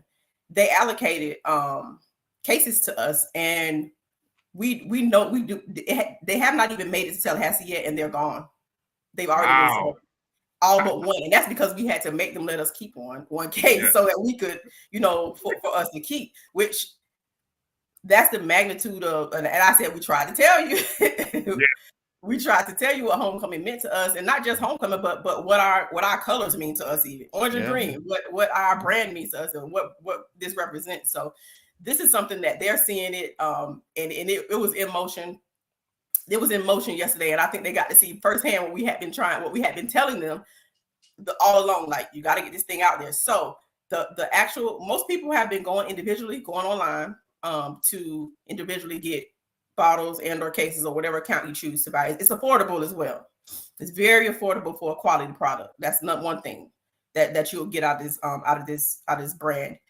So that's one thing. We do have an opportunity to be set up where people can use a QR code and kind of do it online, but we do not have anything. We're not in a position because of production purposes, and we just barely squeaked through this homecoming timing to get the production and some ability to have some actual bottles in hand to kind of show and that you see, touch, and feel what you'll get. So there is a pre-order link. They are very close. You should be getting, anyone who's already ordered should be getting them very soon because they were already in production. We just went ahead and made sure we pushed out this link so that everyone who wants one. But yes, homecoming is the perfect timing. And then you think about it, we roll right into the classic, which is another equally large event that will have an opportunity and actually have more cases to actually be dispersed and be available readily and quickly available by the time we come around the classic. So there will be opportunities. We will be tailgating outside near the RTC building this Saturday. So you can always come by and just see us and say, hey, we'll be there. We'll have a banner with the QR code. Make your do what you will with that QR code once you're there. But even if not Saturday, there's a website that's 24/7, and you can do it now. You can do it 5 o'clock in the morning, and it'll be shipped. Now, I will make a caveat and say that there are some states from a legal standpoint that they cannot ship to, and those states are listed. Those states are listed. So if you happen to be trying to ship to a particular state, pay attention to your state laws and also look at that list of states, and it'll prompt you and tell you as well whether or not it can or cannot be shipped to your particular state. But you probably know somebody in Florida or Georgia to get yours shipped to, and they make for great gifts. They make for great keepsakes. They make for, I've got enough reviews to know that the product is quality, and Kelvin gave us a review as well, but so did some others that let us know that we came into a good partnership. We got a good product. All right. What do you got? Any other questions? Kelvin, anything else you want to add, or is there anything else going on, Ashley, that you want to, put us up on or talk to us about? So I kind of want a couple of things actually. I kind of want to reiterate what Mr. Eli Patrick said previously before me, is that we want to get some more alum involvement. We're doing on our end. We're bringing in the businesses as we should. We don't want to put the burden on the fan base to have to try to support this and all the other things that we support in FAMU Athletics. We want to make sure that we are an extension. We are not, we are not a DSO, but we are an extension, and we want to make sure that people like Kelvin Dean and the other athletes who are in the fold get an opportunity to take advantage of the name, image, and likeness. So just make sure that you get an opportunity to purchase a hat. We're going to be releasing some shirts here very shortly, most likely within through the weekend, that you have an opportunity to purchase. So more merch will continue to build merchandise. This social house opportunity is another one that puts funds into the pot, as well as just becoming a member or giving a one-time donation. So you have many opportunities to support our athletes. And like I said, we're very transparent. We don't mind giving out details and information to let each one of you all know who give and who are. We have quite a few. We have some members and some alum who are great supporters of what we do, and we just want to increase that. We have a large fan base, and we want to kind of tap into that base and those people who may not be, maybe just sitting on the sideline trying to determine where they want to give and how they want to support the university that has done so much for us. So you have many opportunities to give. Last thing I want to say is that make sure that you're supporting this social house opportunity. Make sure social house sees that the only HBCU that they have chosen to partner with thus far can stick with and be better than the other universities who actually are 2 times the amount of base resources and all the things, maybe even 3 times if you think about from a resource standpoint.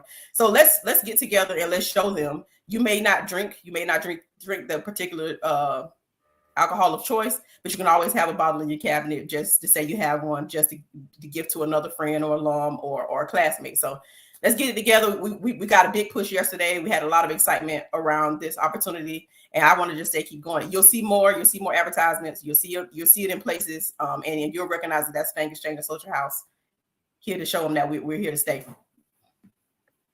Well, again, I gotta just congratulate the work you, Ellis, Tashay, and anybody that I'm leaving out, Colonel Patrick, everybody who's associated with Fang Exchange. You guys are doing a great job, it's making a difference, and it will continue to get bigger. It will make a difference. And make a difference. I mean, this is only year 1. Are we even a full year in? Actually, I don't know if we're This really got rolling. If you really go back to the true date, this got rolling in about May. Yeah, right. Okay. So we look, that's not even a full 6 months, is it? Yeah. Nope, it's 5 months. So imagine if we can do this much in 5 months, and where we can raise some funds, bring some business opportunities into the fold, work with our student athletes. This is not the first partnership, and it's not the last. I actually have another partnership that we have that I'm not speaking of yet. That'll help us as well. So quite a few alums. Bryan, one of your contacts, did reach out to me, and we have partnered, and that did work. He let me know that you were the one who. So we have communicated. But like I said, this is not the first of the partnerships. This is not the last. So imagine what we can do in a year. Imagine what we'll be by next summer and roll into the next fall. There are some fundraisers that are being orchestrated, some large fundraisers, even some small fundraisers, because that's what we're here to do. Bring in the dollars, bring in the partnerships, and make sure that we're taking care of our student athletes for retention and for recruitment. Well said. Well said. Before we let you go, give us a bold prediction and a score for the game, Ashley. So I played sports growing up, right? I'm an ex-athlete, right? So ex-athletes are always superstitious. And I had never been giving score predictions up until the game before Jackson. I can't remember the team we played before Jackson. Whatever the game was prior to the Jackson game, I gave a prediction, right? I gave a 28-10 prediction, and we got 28-13. So I was feeling good, right? So I'm like, wow, I almost got it. So here I go giving a prediction for Jackson, and it went totally left. So now I'm superstitious about a score prediction, because I thought I was on to something, and I was way off. Thought you were doing something, right? I thought I had a little juice going. But this is what I will tell you. I do believe we'll get 30 points. I can't give you a true score prediction, but I believe we'll, and that's also a part of my bold prediction of sorts, that we'll finally hit that 30-point mark. And my other bold prediction is that we will get I want to say a rushing touchdown, because it is, but I know you've already said it. So all right, come on, add on more the merrier. Come on. Rushing touchdown, 30 points. We need to hit our 30-point mark for the first time in this season. And then what I'd like to see is a tight end touchdown. Ooh, okay. It's been a minute since we said it. It was I love the tight ends on offense. When that South Carolina State was the last time we had the tight end score some touchdowns, I think. Yeah, they performed really. Did they score a touchdown? Did they just get? I'm trying to remember if they actually got the touchdown. I was there too. I should remember, but I want to see us get a tight end touchdown along with a rushing touchdown and 30 points. All right, I love it. Well said, Ashley. All right, make sure to check out the page. Hold on, let me find the right banner here. I got all kinds of banners here running. There we go. FangExchange.com. Yes, that's the site. I put already in the chat the link so you can order the Social House vodka. Get yours for the holiday season. Yes. Before Kelvin buys it. Kelvin, between the donuts and the vodka, I don't know what's going to be left for Rattler Nation. But anything NIL, buddy. I'm buying. We love it. Kelvin is the poster child for NIL. He has the hat, the shirt, the donuts, the social housing, Fang exchange collab.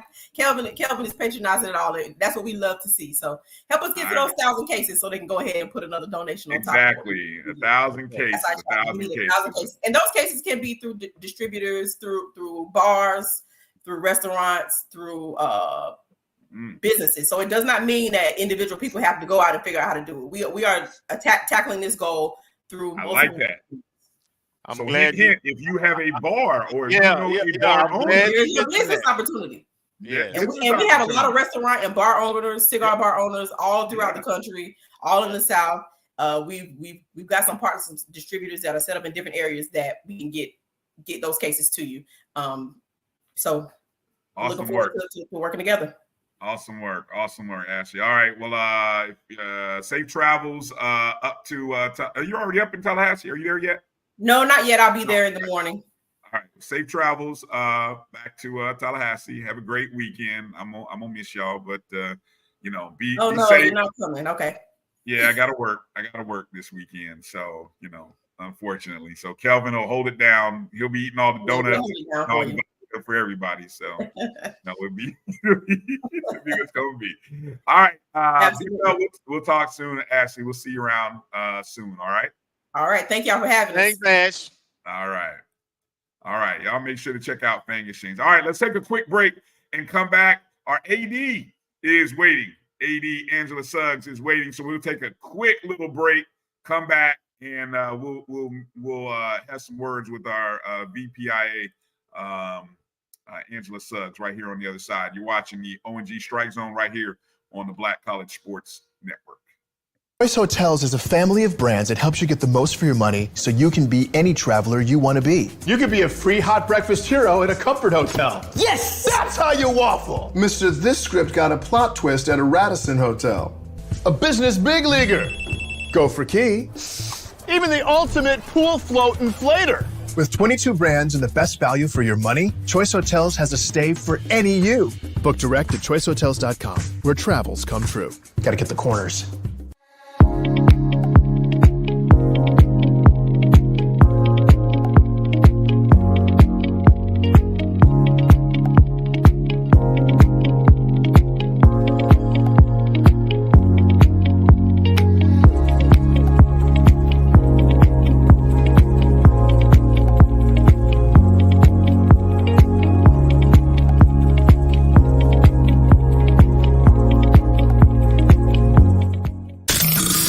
Human Voice has always connected audiences with experiences. Major brands all across America have trusted Kever's voice time and time again.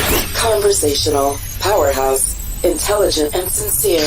That's the voice you need for your creative marketing process. KEAVERSVOICE.com. Kever's Voice, Kever's Voice, KeversVoice.com. Always on, all the time.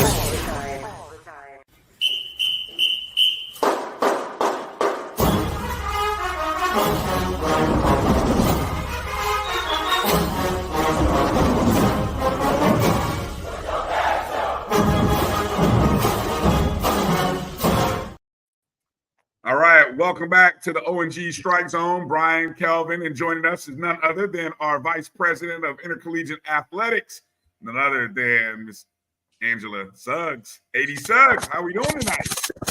Happy homecoming. Happy homecoming to you. Why don't you share a homecoming memory, or what is homecoming for you? What's something that you enjoy doing, maybe outside of the norm of every week or game days? Give us a little homecoming memory or something that you enjoy. I have so many that I can't really even bring it up. Meaning, of course, I grew up on the campus, so homecoming has always been a thing, right? As we say, all the things.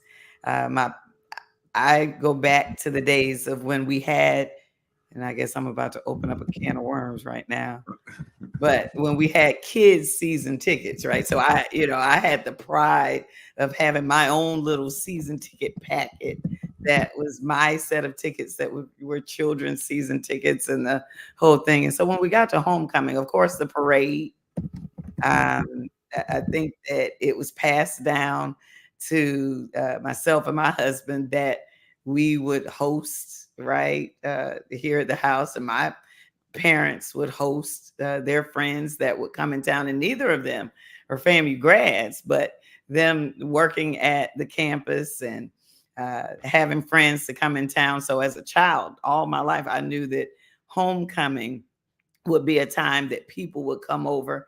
As an only child, it would be when my play cousins and all of them would come over, and my real cousins, right, would come over.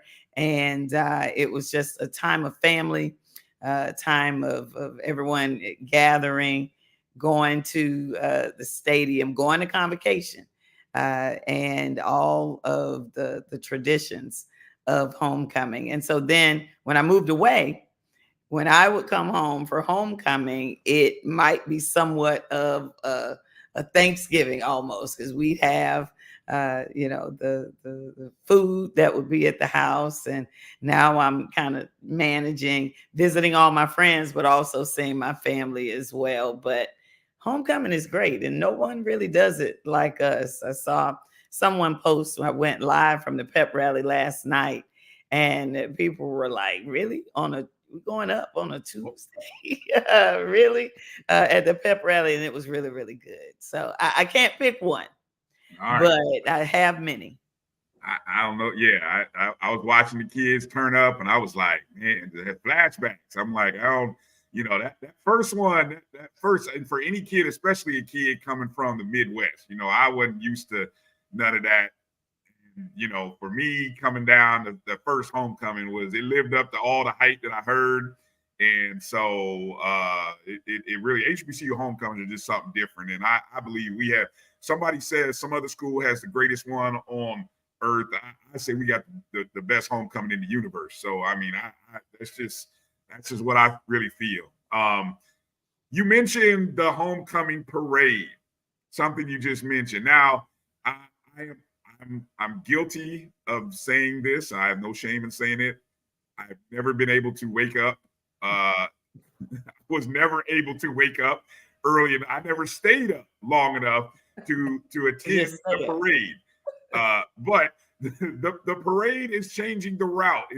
Am I correct in that? This year, it is a new route for the parade. So let's start there. Yes, it's a straight shot.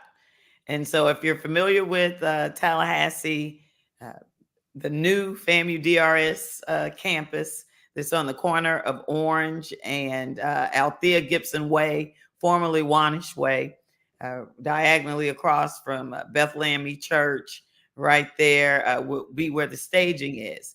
And it's going to go directly north on Althea Gibson Way, all the way down to FAMU Way. And they'll make a right on FAMU Way, disembark there in the Banneker Building parking lot there. And that'll be the parade. Okay. All right. Yeah. So it's a straight shot. So for anyone that's watching, you plan to come to the parade, don't go to the set. Because the parade is not coming through the set. The parade is going directly down, headed north. It's going to start on the south end of Althea Gibson Way and head north to the roundabout at FAMU Way, and make that right going east. And it'll go into and disembark right there, just west of Martin Luther King. I think I made that mistake last year. I think I went to the set last year. I heard it, but I never found it. And I was just like, you know what? I give up. That was about as early as I got to, but I heard the parade. So, I mean, it was what it was. Kelvin, go ahead. I'm not going to say I don't believe you, Bryan. You went up. I'm not going to say that. Angela, I want you to talk about, I know there's a lot of questions people have sitting around homecoming because it's such a big event and so many people and streets are blocked off and so forth. So I want you to talk about game day specific. Starting early that morning, talk about what parking lots are going to be available, When can the season ticket holders can get into the parking lot? Talk about RV parking and talk about game day parking if you hadn't already gotten you don't have reserved parking. Certainly. And we will send this information out. We have a couple of other things that we need to. I'm just getting in now, and I need to make a couple of phone calls when I get off with you all tonight to button some things up because we want the communication to be clear. But what I can tell you right now is let's talk about Friday, right? And Friday night, we have the step show in Lawson as well, which will doors will open for the step show at 5:30.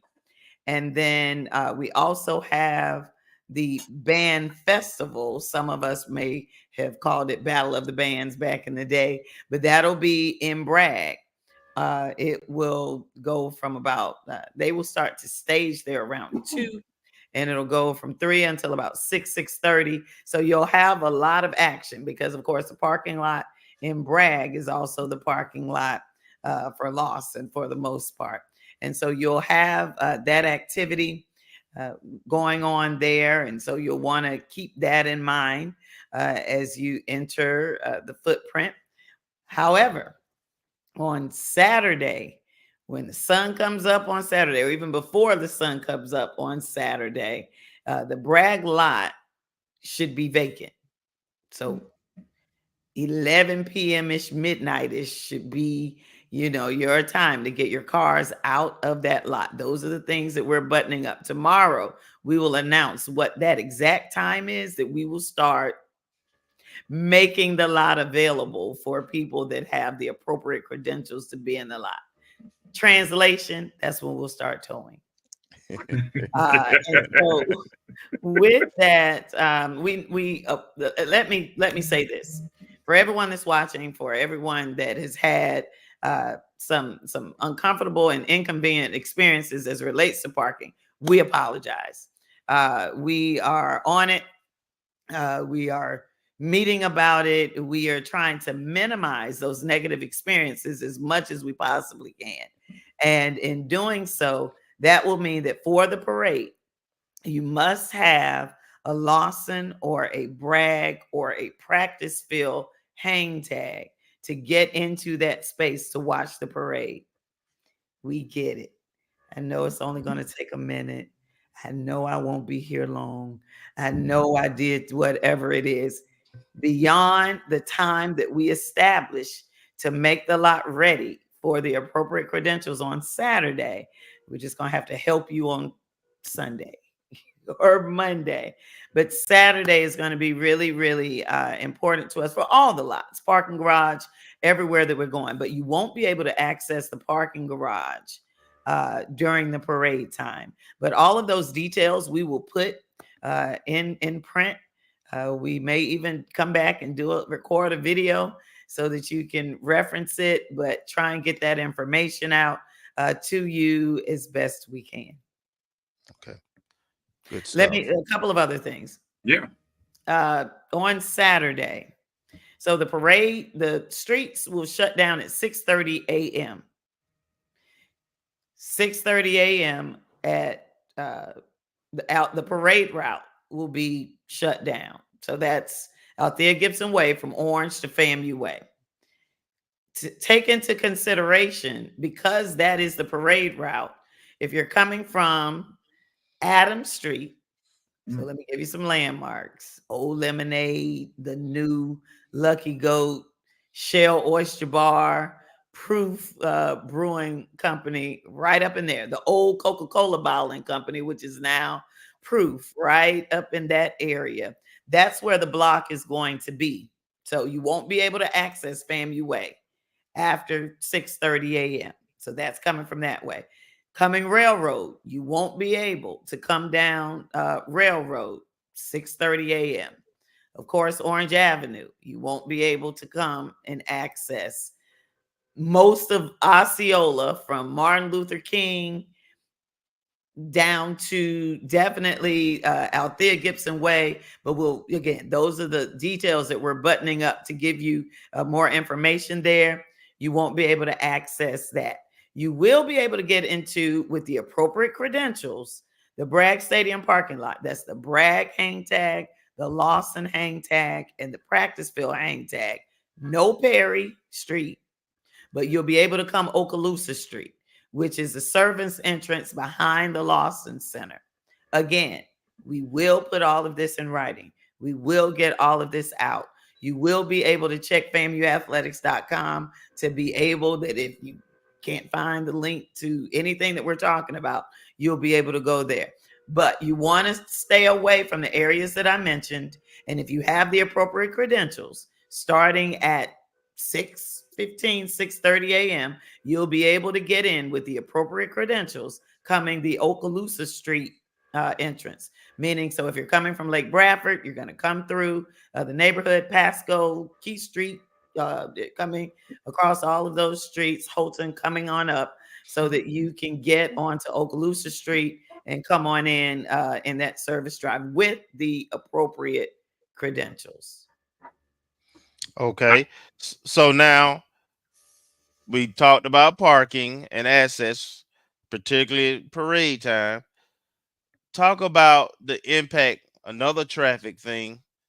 Florida State has a home game against University of North Carolina. So I know traffic patterns they're gonna try to keep the two traffic patterns apart. So do you have information on that right now? So we are working with TPD, and they are crafting some language as well. The Florida State kick time has been established. The Florida State game time has been established as 3:30. Our game time is 4 o'clock. And so it's Tallahassee. No matter how you come, north, south, east, or west, into now what is the larger footprint, you get to Bragg the same way you get to Doak. And so we, again, are working with TPD to craft information that will go out to have you to be aware of that situation. Another thing to mention is the 700 bed. And again, this will be in the communication, the new 700 bed, this is under construction. They're on a timeline. And so as it would have it, there are materials being delivered on Saturday after the parade. And so even after the parade, stay away from Orange to Osceola, because that is going to be the route of those materials coming in. We're just going to have to make it work, and communication is going to be key. We will, put out to all channels, but again, FAMUathletics.com is a resource for you to be able to get the information, and we will have the information there. Okay, Bryan, I feel bad that I don't have a map. I felt like I should have had a map. I should have been prepared with a map of the Tallahassee area. I feel like I failed everybody by not having a map. I was searching for a map as you were going through all this. I'm like, where can I find a map? Anyway, that would probably come out, I'm assuming, with the communications once they get it all together. Yes. And I'm assuming it'll be in not only the websites, but the media, newspaper, etc. Absolutely. And working with university communications as well. Yes. So in terms of, we know the game is sold out, but we have another venue available where people can watch the game together. Kind of talk about the idea, and then what will people be able to do? Concessions. I know there's a DJ. Kind of talk about that event. So we have a watch party in the Lawson Center. With that, we took a look at having that resource available to us on campus. That's where the visiting bands that are coming for the parade, they will be able to enjoy the watch party. Again, it's not just stream, it is a real party. DJ Demp will be in the building providing energy during timeouts, and the game is being broadcast on ESPN Plus. But come on in the Lawson Center. We'll have extended timeouts, and that's where the party will go down in those timeouts as well. Of course, we're going to broadcast halftime, the entire halftime show. And so those bands will be able to enjoy in that way. We will have concession stands open. Some of our teams will be manning those stands. And so that will be an exciting time as well. Those tickets are on sale. I saw somewhere where they're saying it was sold out. It's not. It's not sold out. We are also making, same way we make tickets available in Bragg, Ken Riley Field for our college students. We will also make tickets available for our students, a few tickets for the Lawson Center watch party as well. And again, you'll get a chance to interact with some of our teams that are not in action that will be manning those concession stands. Those funds will go to their foundation accounts. And so that's a way to also support them once you get inside the Lawson Center. But it's going to be a really, really good time. They're in the footprint, having a chance to hang out on campus. Okay, I know some people don't, and I'm running through these things, Brian, because I know what people are looking for and the information they're gonna need. So I'm trying to pull out as much as I can. So I mean, I know. go ahead. I'm just crossing questions off that I was going. I'm just crossing off whatever questions I might have asked. Go ahead, keep going. You're good. So some people have not come to a home game. They have not gotten their credentials. So when does the ticket office open on Saturday? And where do people go if they want to buy tickets on site for the watch party or to pick up credentials? Right. And so again, we're buttoning up some of that. The ticket office, the box office staff is actually, I left them there a few minutes ago because the comedy show is going on tonight. Again, that's the university box office. So they've been there since 8:00 this morning. And they are there tomorrow night. Is the concert. Yeah, Globe. We'll be there. And again, they are there from 8:30 in the morning until they're able to get these events going at night. Friday night is the Greek Step Show. The box office team will be there for the Greek Step Show as well. So the box office will be open all that time. On Saturday, that's one of the things that we're taking a look at right now. The box office is scheduled to open after the parade or maybe around 11 a.m. or so. And we're just taking a look at, again, that staff is small but mighty.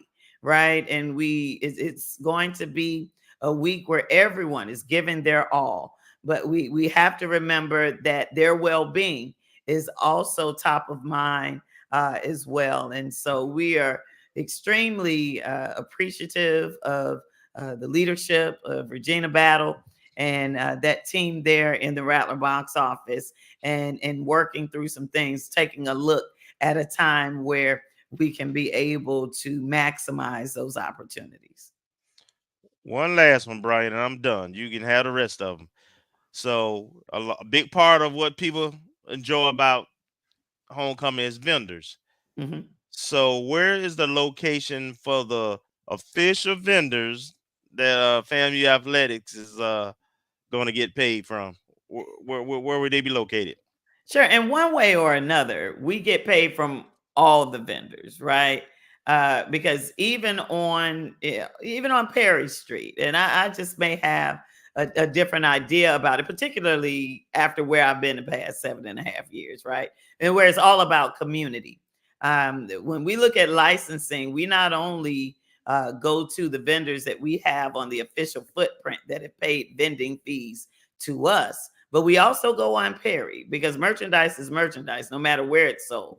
Be it Walla Walla, Washington, West Palm Beach, Florida, Tallahassee, Florida, or Bangkok, wherever the merchandise is, Perry Street or your street, it is something that we're taking a look at. And so we are receiving royalties from the merchandise that is sold, the majority of it. And, unfortunately, sometimes merchandise that is not officially licensed, particularly during an event like homecoming, it'll be confiscated, right? Or, you just take a look at it. And that kind of thing. But we will have vending on Althea Gibson Way. They'll start loading in tomorrow. We have and that's on both sides of the street. So on the Lua Bartley Gaither Gym side, as well as the Howard Hall Lawson Center side, there will be the bookstore will be open. A point about the bookstore: the kiosk will not be in Bragg Stadium on Saturday, but the bookstore will be open. The bookstore will also be open on Sunday morning.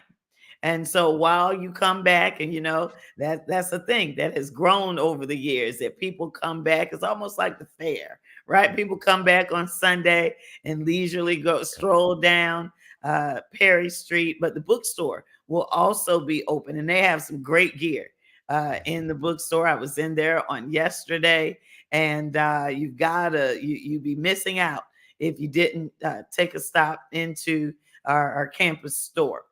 And so those are some vending areas. I'm sure that there will be some others that are scattered about town. Governor Square Mall has some merchandise there. I went through Dillard's a few minutes after leaving the office this afternoon. Didn't find what I was looking for, but I did see that there are several nice polo shirts there. Other shops in town: JCPenney, Nick's Toggery, others, Dick's Sporting Goods, Academy Sports, of course, Walmart, Sam's. All there is all about town, and so the merch is here, and we definitely want people to take advantage of being able to use some of that budget toward the merchandise that we have. Awesome, great! You did a great job of going through all that, by the way, too.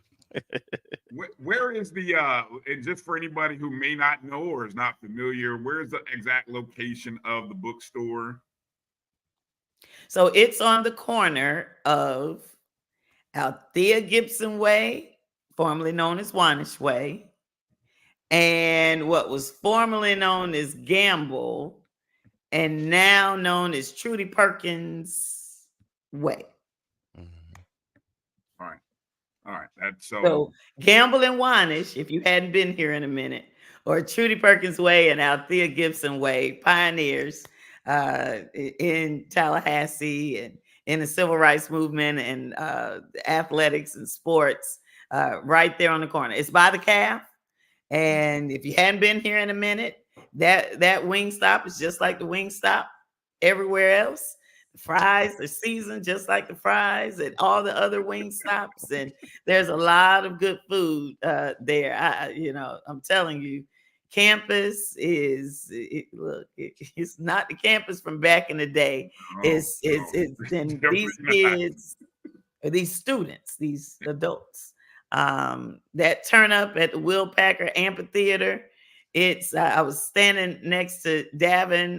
The pep rally started at 9.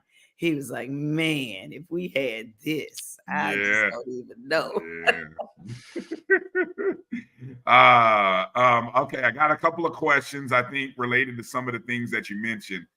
Okay, so I think this is a good one from EA about shuttles moving people to and from, because it sounds like, I want to get there early. If I'm coming on Saturday, I need to get there as early as possible and give myself as much time as possible. But also my thought was, where do you park? So I thought this was a great question about shuttles to get up to campus. Is there anything being set up, or is something already set up like that? So we have lots that are through the Clutch parking app. That Banneker is one of those lots. And so Banneker, C and B, which are the tech building for back in the day. So Banneker, or the tech building, however you know it, right behind SBI. Those lots are game day paid parking lots. We have other Clutch lots in that C as in cat, LUTCH, Clutch, the Clutch parking app. You can purchase parking, and it's on campus, and it's But we also have ADA services that are through the Welcome Center, and those are primarily the shuttles. The primary shuttle service is dedicated because we want to have enough staff personnel to be able to drive those shuttles to be able to service and provide support to our guests that are coming to campus that need that support, ADA and otherwise. So that's where the shuttles are. Again, but the clutch parking lots are, you know, it's like the small town. You can get anywhere in 15 minutes. So with that, you can be able to maneuver. But there is parking available on campus. And of course, supporting our neighbors that will have parking opportunities as well. Yeah. Speaking of the actual game, Alice McCullough asked a great question. I don't know if you're prepared to answer this one. Will we have the Cannons at the game? Are the Cannons coming back, AD Suggs? Somebody I don't know if you got asked that question at the 220 Club or if you got asked that question prior to your first home game as AD, but thank you, Alice, for asking. So again, I grew up with the Cannons. Yeah. I worked with the Cannons. A lot of people don't know, Kelvin knows this, but many people don't know that was an actual cannon. That was live artillery. We would drive or go up. I've actually taken the trip, but ROTC would support us in that and drive up to the base in Moultrie and actually get the ammo. We get the ammo for the season, and some seasons we were like, are we gonna run out? Do we have enough? But what we were able to do this last game, if you weren't there and you didn't see it, I think there's some video out there of it. The energy is electric with the pregame that we have now. So the Cannon won't be here this season, but when you see what is there, it is amazing. I mean, now we did have a late game last weekend, so you were able to really see it in all its glory. And I'm not gonna spoil it. If you saw it, I think you're just as excited as I am. And if you didn't see it, hopefully you'll see it this weekend or one of the other two, because we still have a lot of football to play in Bragg, even this late in the season. So we want you to be able to come out and see it, but the Cannons won't be there this year. All right. Good stuff.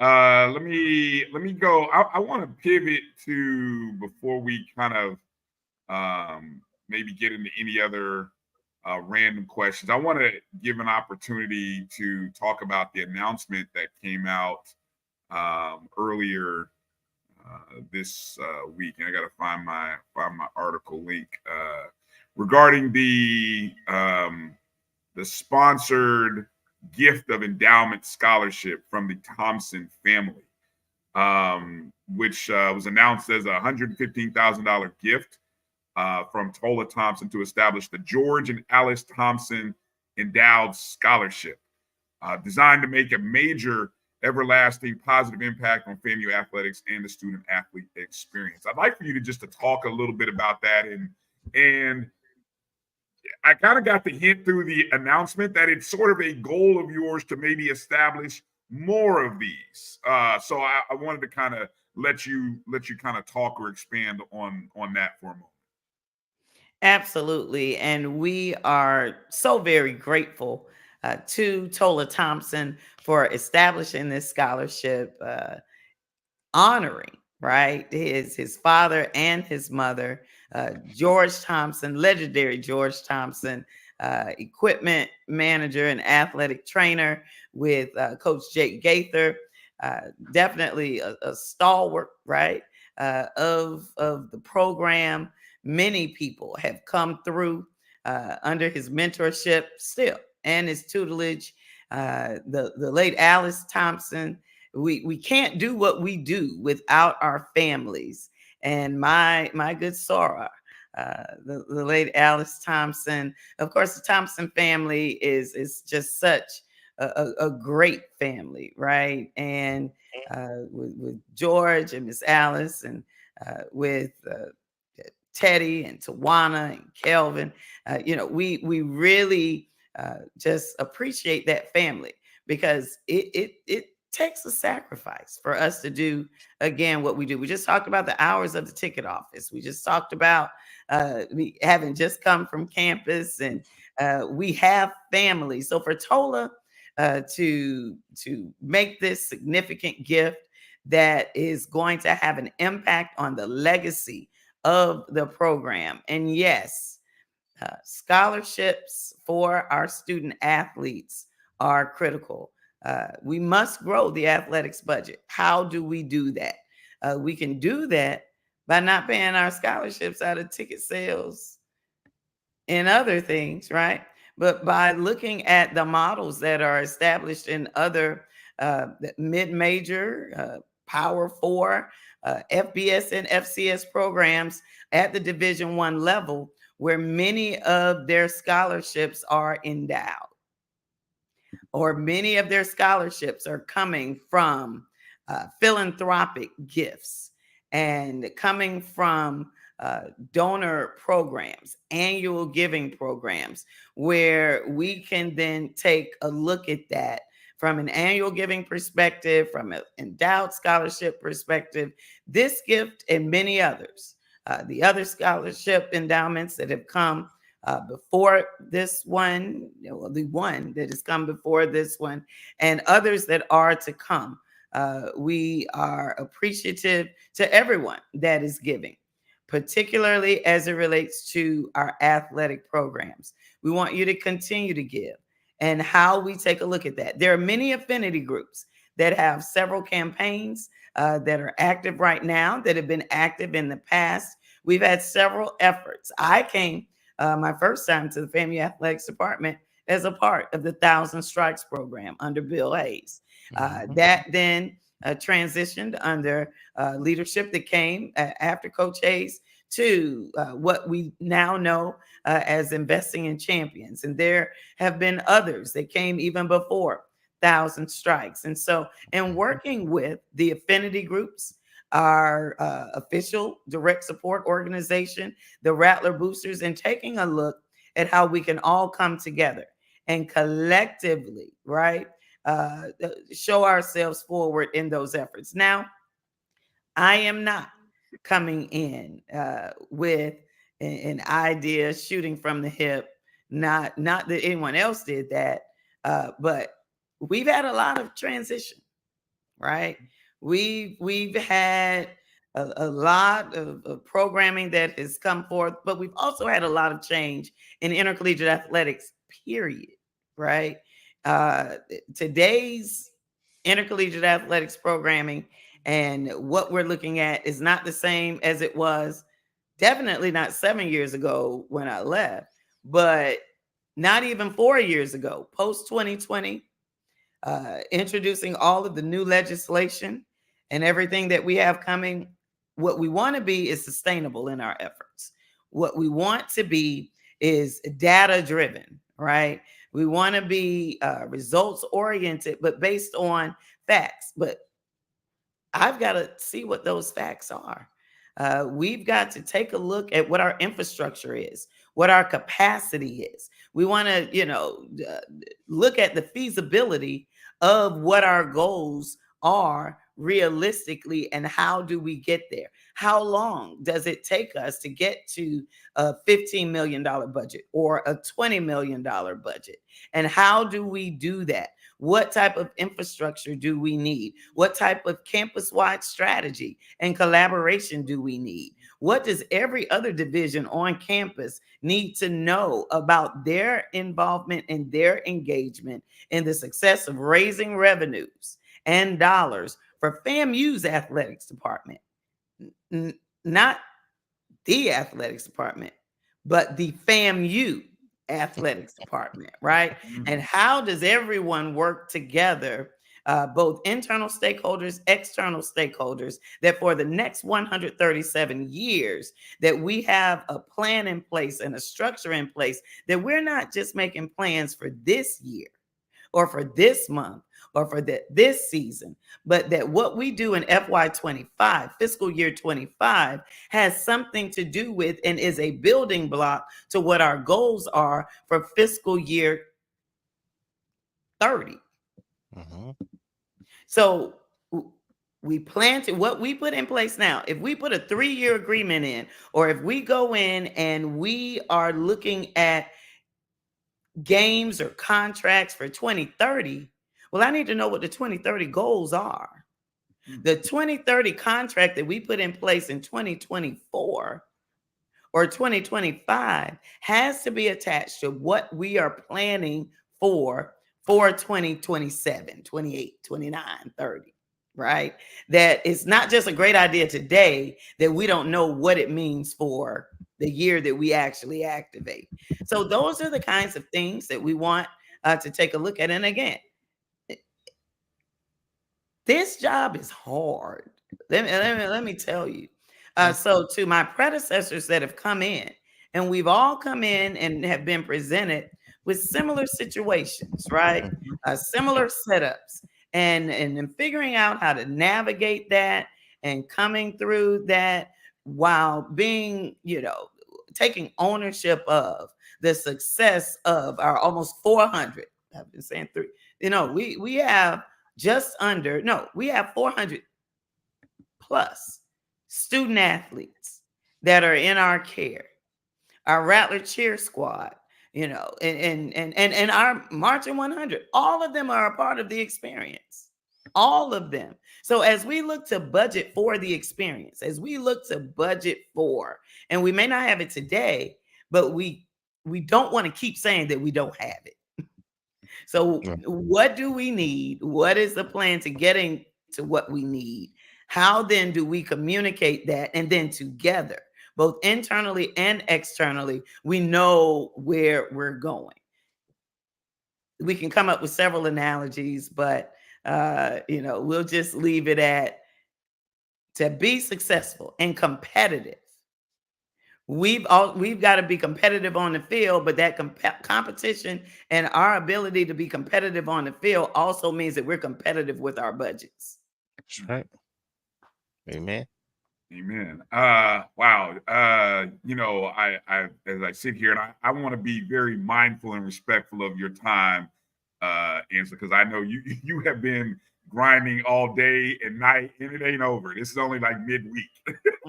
So all of you guys, and I'm gonna say this because you guys are just firing great questions, and I know Eli Suggs would take time to answer them all, but I'm not gonna ask her to do that.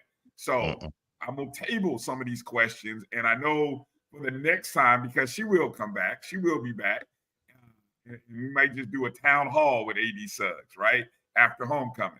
So I'm gonna table some of these questions, but I do want to kind of end this off because the weekend kind of homecoming, it goes into the football season, and then we transition into a big game on Monday where we've got the start of the basketball season. The Division I basketball season begins Monday, and right in the Lawson Center, where we don't lose in volleyball. We don't, it's no losses in Lawson for our volleyball program, right? And so we're going to try to keep that same energy on Monday, starting season 2 under coach pressure. I want you, I saw the notice, tip off is 6:30. Admission I saw is free. Admission is free. Yeah. So, and I'm trying to think, whose question did I have? I had some. Okay, here's a question that asked about premium pack. I want to get into talking about season tickets for a minute, but I had somebody asking about whether the premium package will be added to the basketball season tickets. Now, I'm blind on that. I don't know what the premium package is. Is that an investing in champions thing? So premium, I believe what they're speaking about is there has been an above the rim is what it's been called the past couple of years. We've done, when I was there the first time, a courtside club that was actually courtside. Above the rim is behind the rim. Think commencement. Gotcha. So where the stage is set up for a commencement and the bowl is set up in that way. I need to get a little more information right, on how we can create the best experience. And so we want you to get your season ticket package for $100. And what we will do is an add-on for any type of premium experience that we will do. The SWAC has some new ways of activating basketball games this year, where only on Saturdays will we play double headers. The Monday, Thursday will be women on Monday, men on Thursdays, or vice versa. And so we will have single header conference games where we've not done that before. And so they've all conference games have been double headers in the past. And so this will be the first year that we actually, in this $100 season ticket, you get more games. So that's a good thing too. Well, why $100? Oh my goodness. That's nothing. You should be charging more. We sold less than, they were $100 last year. And we sold less than 20. Period. The whole year. So if we can sell 8,000 that's a win. at $100, that's a win.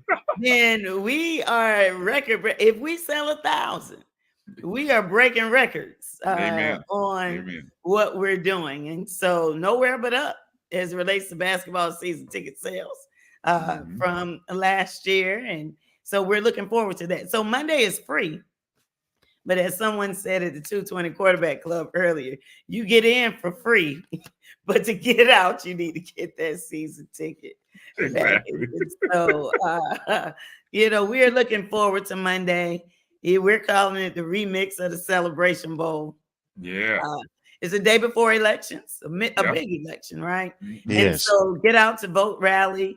I know the Divine Nine has some competitions in terms of attendance and that kind of thing. But we want everyone to come out and enjoy.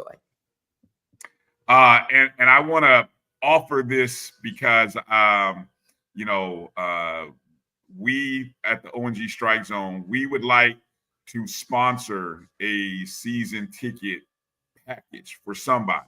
Nice. We like to, and so we were kind of figuring out, well, how do we do that? Well, I'm going to put that in either your hands or your marketing team to say, however you want to divvy that out. If it's a contest or a pair with another purchase, however you want to do it, let us know.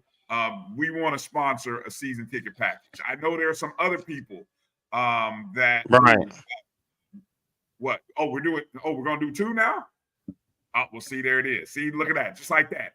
We're just making things happen today. It's homecoming. We're just making things happen. So now, 80 says, there you go. Now you got two season tickets to, I don't know how you want to do it, contest or whatever. You got two season ticket packages sponsored by the ONG Strike Zone for this basketball season. We love our coaches. We love Coach Pressure. We love Coach Pat. We got a feeling they're going to do big things for our basketball program. So we want to get on the ground floor of this now and be a part of the excitement. And so I know there's a lot of people. I've seen some of the people in the chat. I saw our guy Scotty in there. Scotty already got his tickets. I think we're going to blow that 20, whatever it was. We're going to blow that out the water by like 500%, whatever number that is.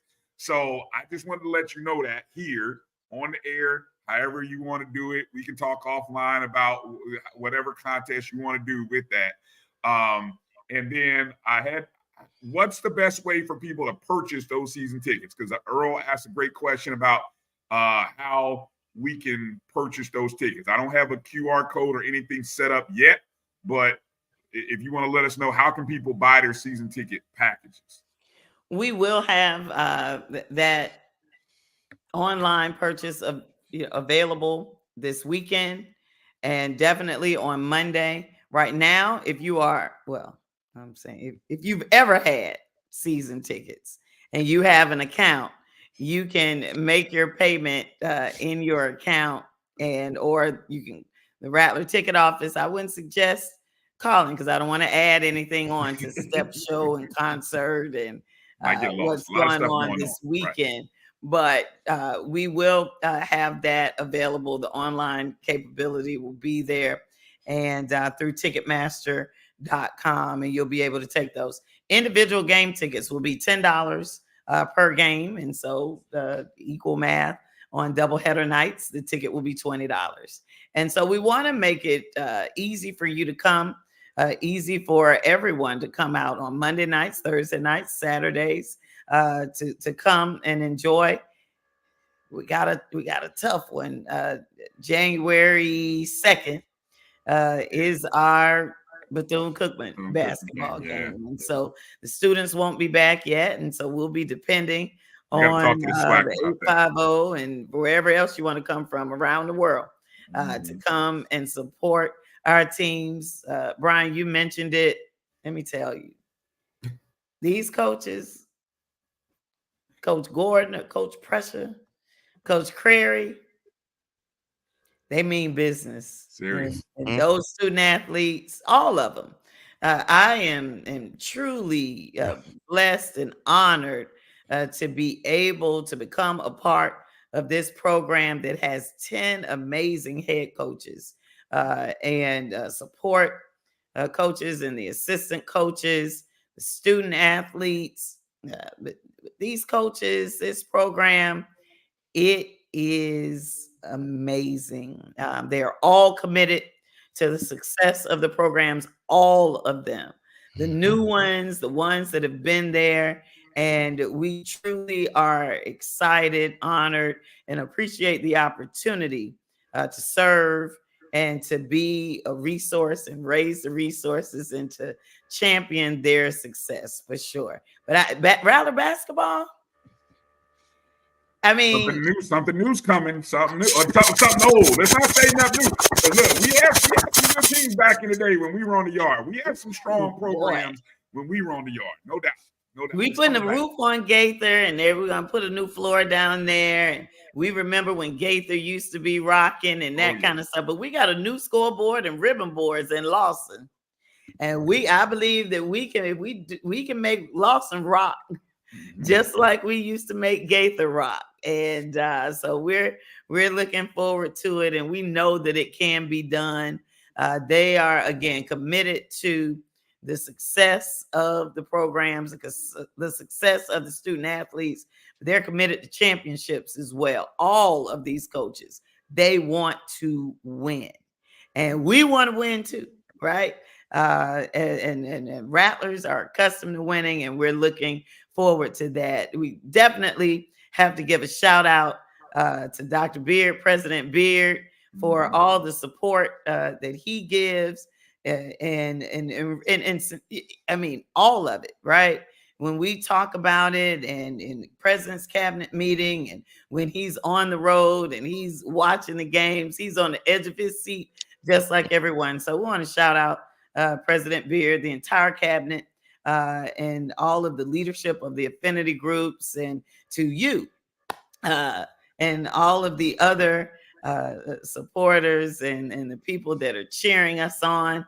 And you mentioned someone that is on and has commented tonight and dedicated his team this year. It's been, and so we appreciate him as well. But thank you all so much. And hey, Fang's up. Fang's up. Fang's Happy up. homecoming. Happy homecoming to you. You, Dav, the family, everybody. Happy homecoming. Like I said, I'm hurt that I won't be there only because I'm working. If I wasn't working, I'd be. If I wasn't working, I'd be there. But we're not gonna stop you from going to work, B. I appreciate you. Thank you. I don't feel Kelvin will give me hell, but I appreciate you. Oh yeah, I'm gonna give him hell. Yeah, we would have had some noise to talk. You threw the work hook in there, so we're gonna stand down. Honestly, I'm working. You'll be able. I swear, anybody who doubts, you'll be able to see it and hear it. I promise, I will be working. So just in case anybody's like, nah, he ain't working. He just ain't. Honestly, I really am. But anyway, congratulations to everything. I was going to ask you. I'll just say congratulations on the first 30. Great article by Gerald Thomas.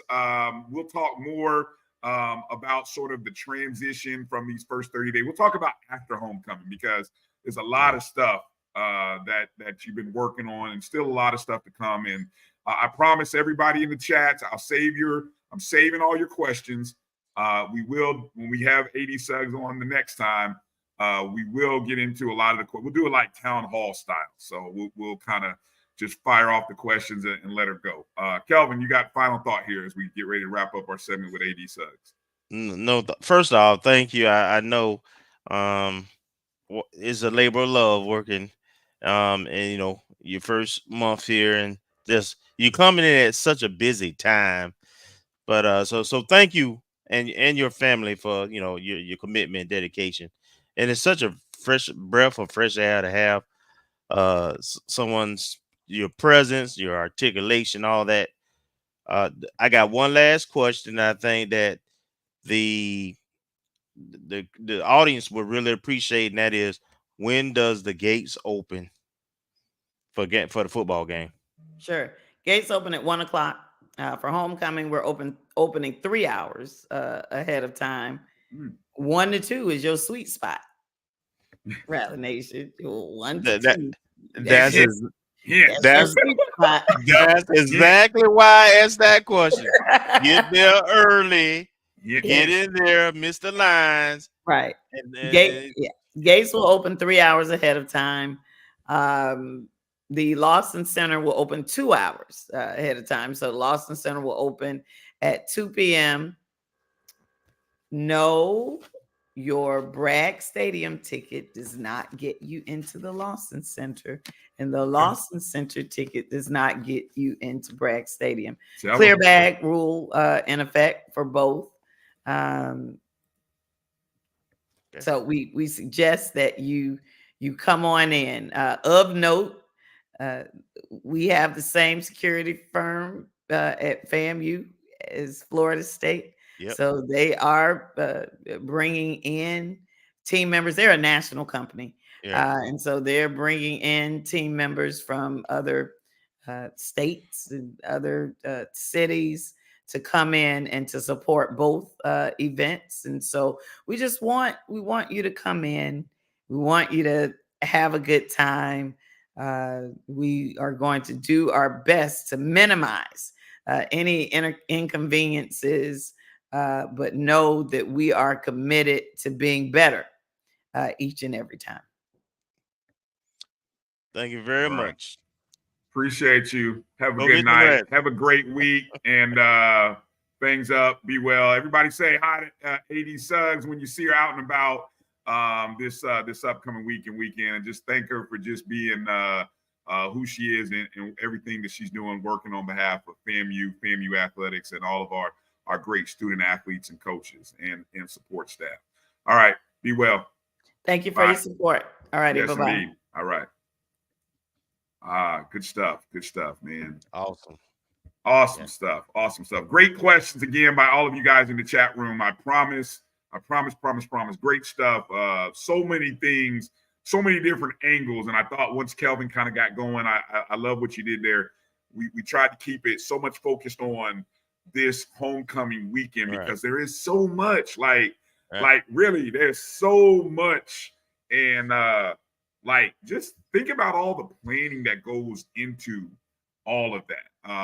It's a lot of stuff there. So, I know people have questions about, the coaching situation, the finances, and all that other stuff. But look, now we gotta one step in front of the other right now. And what y'all need to most importantly know about is how to get on campus, how to get situated, how to get to the main events that you want to get to, where you can park, where you can't park, when and what time you can get into the game, and then the stuff about Monday. That's the stuff that really is important right now. The other stuff, not that it's not, but there's a hierarchy to things. So we'll talk about that stuff on like Sunday and Monday and stuff like that. For sure. Hey,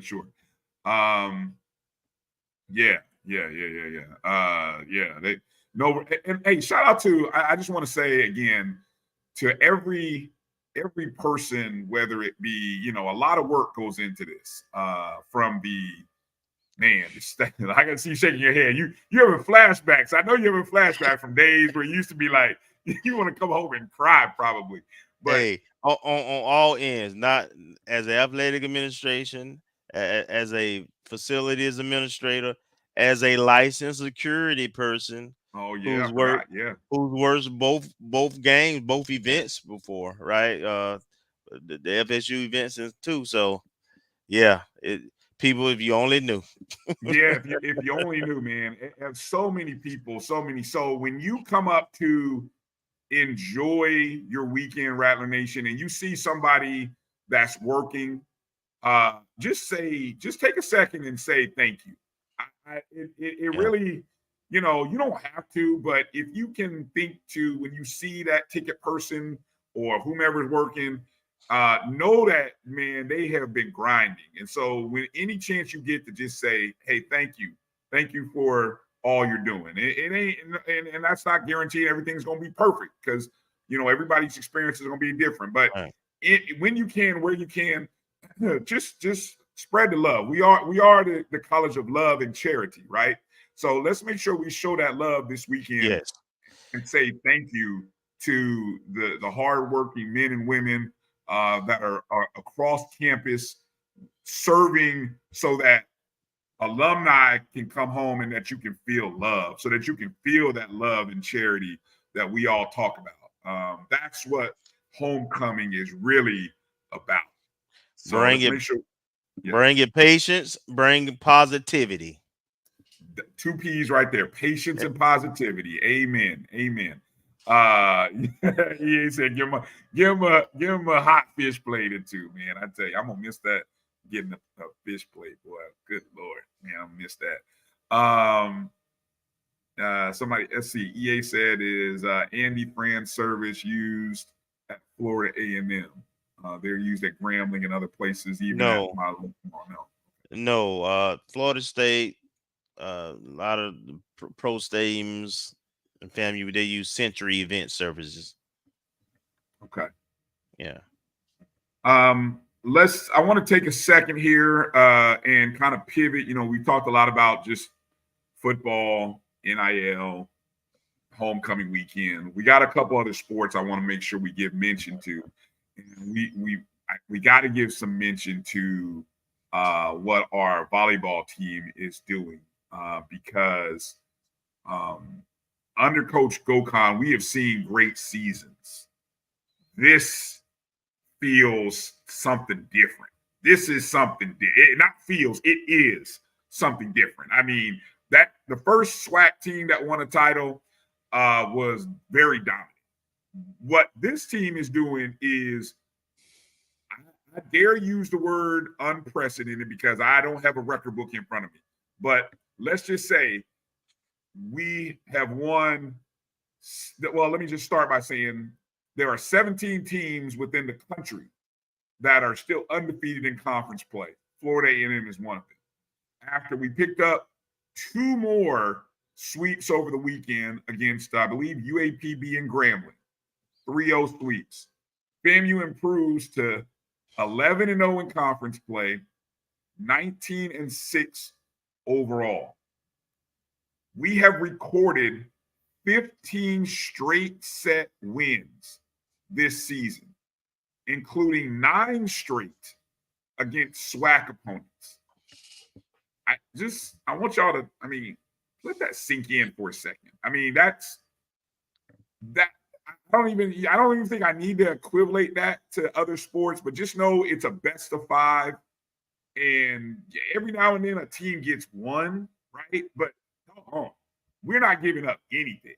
Right. It's the ladies are doing a great job of just dominating right now. The most recent match was against Grambling. Again, as mentioned, Ayani Sanford recorded a match high 11 kills with 5 digs, 3 assisted blocks. Milana Thornton finished with a season high 8 kills. Mackenzie Taylor added a match high 22 assists, while Tionas Galmez added a match high 24 digs. What the team is doing is fascinating, and I guess I'm gonna have to go do some research and kind of dig through these SWAC archives and kind of see there have been a couple other teams I think of recently in the SWAC that have gone unbeaten, but I'm curious to what degree. Have they done something like what this team is doing? Yes, this team is completely dominating. We had a player of the week this week, didn't we, Kelvin? I think it was Tionis Galmez. Correct. Who was player of the week for the, let's see, I think this was the third. It was her third time. Okay, it was her third time. That she's been defensive player of the week. Let's see. In the 2 victories over Grambling State and UAPB, she recorded 24 digs versus Grambling, 16 against UAPB. She's a freshman. The freshman libero also added 9 assists to her defensive stats. Outstanding. The only thing I can knock her for, Kelvin, is that she likes to put milk in her cereal bowl first. And that's the only thing I can knock her on. If you saw that video, thank God the rest of the team was like, no, cereal goes in the bowl first. And we'll chalk it up to her being from Europe. I think she's from Spain. So we'll chalk that up as it being a European thing. But God bless the rest of the team. They were like, no, cereal goes in the bowl first. Now, I saw the football video. I don't know what the football team guys do. They're doing all kinds of crazy stuff. But the ladies got it right. It's like, cereal first, then the milk. And then, of course, you put in some more cereal when there's leftover milk. I don't know how you do anything different. I can't. I agree with you. When you're right, you're right. Yeah. So, hopefully the influence of her teammates, and I don't like to say social media shame, but we love her to death. She's a freshman, so we'll pass it off as to being youthful and experienced. That's what we'll pass it off as. But yeah, so congratulations, Tionis, for that recognition. Now, the ladies go on the road this weekend. We're heading up to our favorite state, FAMU, beginning on Friday, for taking on the 2 Alabama schools. On Friday, we're at Alabama State, 7 p.m. Eastern, 6 Central. And then on Sunday, we travel over to Alabama A&M, 2 o'clock Eastern, 1 Central. The Rattlers are 1 win away from their 3rd 20-win season under Coach Gokhan. In 2 championship seasons, in 21 and 22, we went 25-7 and 21-13. Let me see. I'm looking at here. Any other sets? Anything I hadn't mentioned? Of course, we mentioned Coach Gokhan is already over 100 wins at FAMU in his coaching career. He's 121-91. FAMU ranks 6th in the nation in total aces. That's 179. That's all of Division I, by the way. Aces per set, 2.13.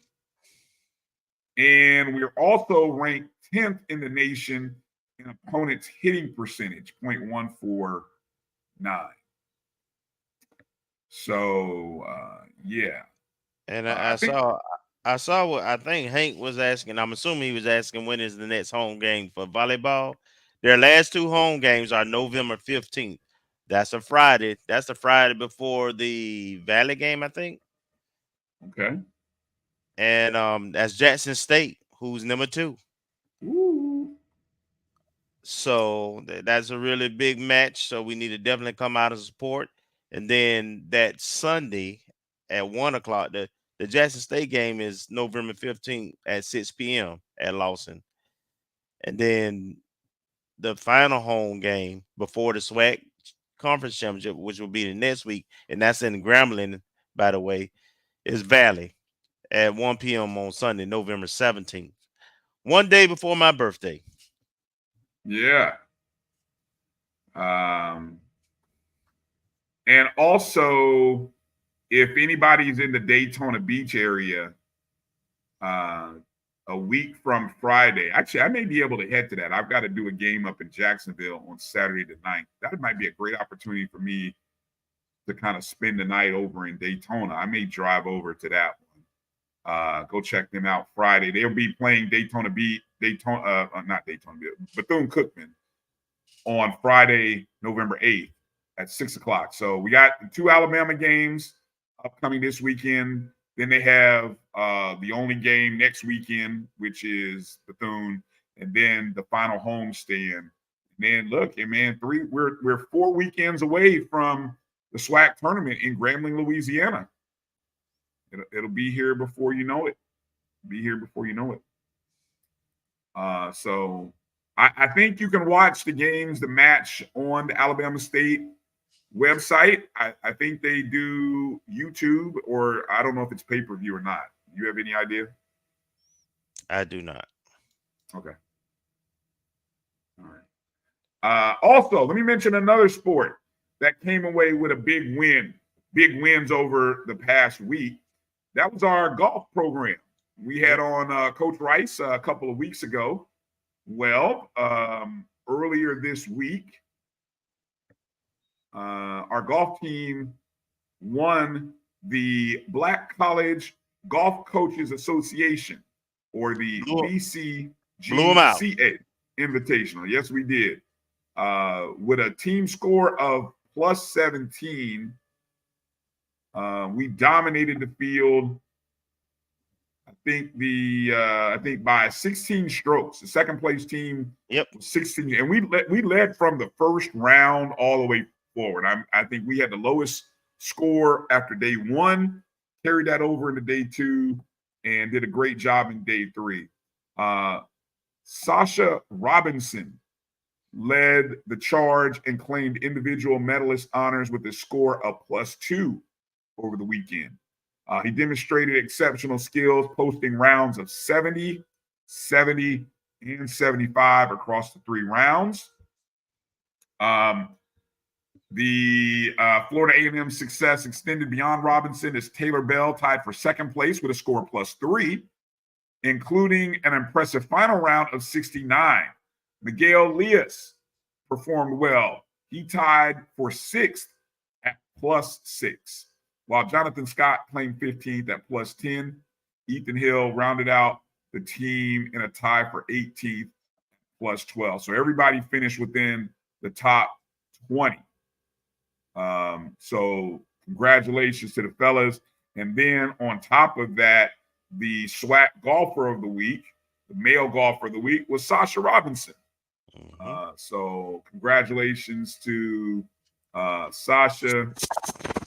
He is, for those who are not familiar, he is a freshman from Plymouth, Massachusetts. So, we had Coach on, and he was talking about this outstanding group of young golfers, that probably don't know what they don't know, and they're just out there playing. So this goes to speak to the great recruiting job by Coach Rice and what they were able to do. Anything you want to add there about the golf outing? No, other than to say, VP Suggs said it right. We have some outstanding coaches, so that's why we push for these NIL collective groups and have our student athletes on, and we have this platform, and we're going to sponsor some basketball tickets, and we need everybody to be enthusiastic and committed to doing those things, because we have championship programs, championship athletes, championship coaches, championship support staff, and championship fans.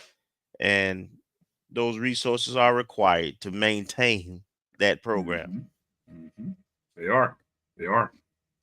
I want to come back to something we talked about early in the show, back in the first hour when we had Kelvin Dean and Colonel Eli on. We talked about the challenge that was out there. We were talking about trying to get that first rushing touchdown. Well, again, putting it out there, Mr. Campbell said he was going to donate to the NIL fund $50 once we get our first rushing touchdown. We're going to use that Kelvin Dean link there in the NIL fund. And so it just is appropriate that Kelvin Dean's number is number 9. So we put the challenge out to get 9 more people, and we're pretty close. We got Sam Gilbert, we got Marcus, we got Meredith, we got Melissa, we got Vaughn, Kelvin's adding in, Colonel Patrick's adding in. So that puts us at 2, 3, 4, 5, 6, 7. So 2 more. We were looking for 2. I don't know if I missed anybody. I don't know. But so far we got 7. We're real close to getting to the 10.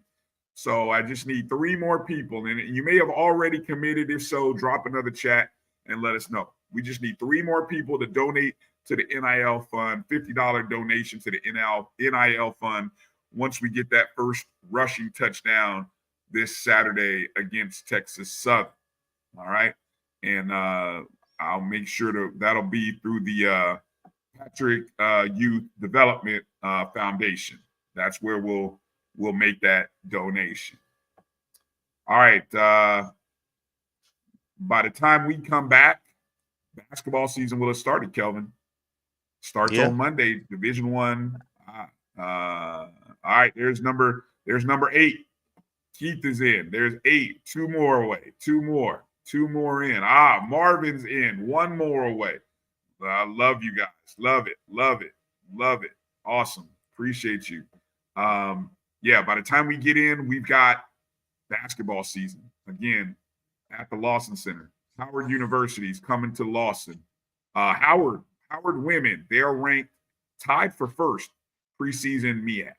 And they have had they've had a good program. They've been in the tournament. They've won the MEAC. I think it was maybe 2 years ago, or 3 seasons ago.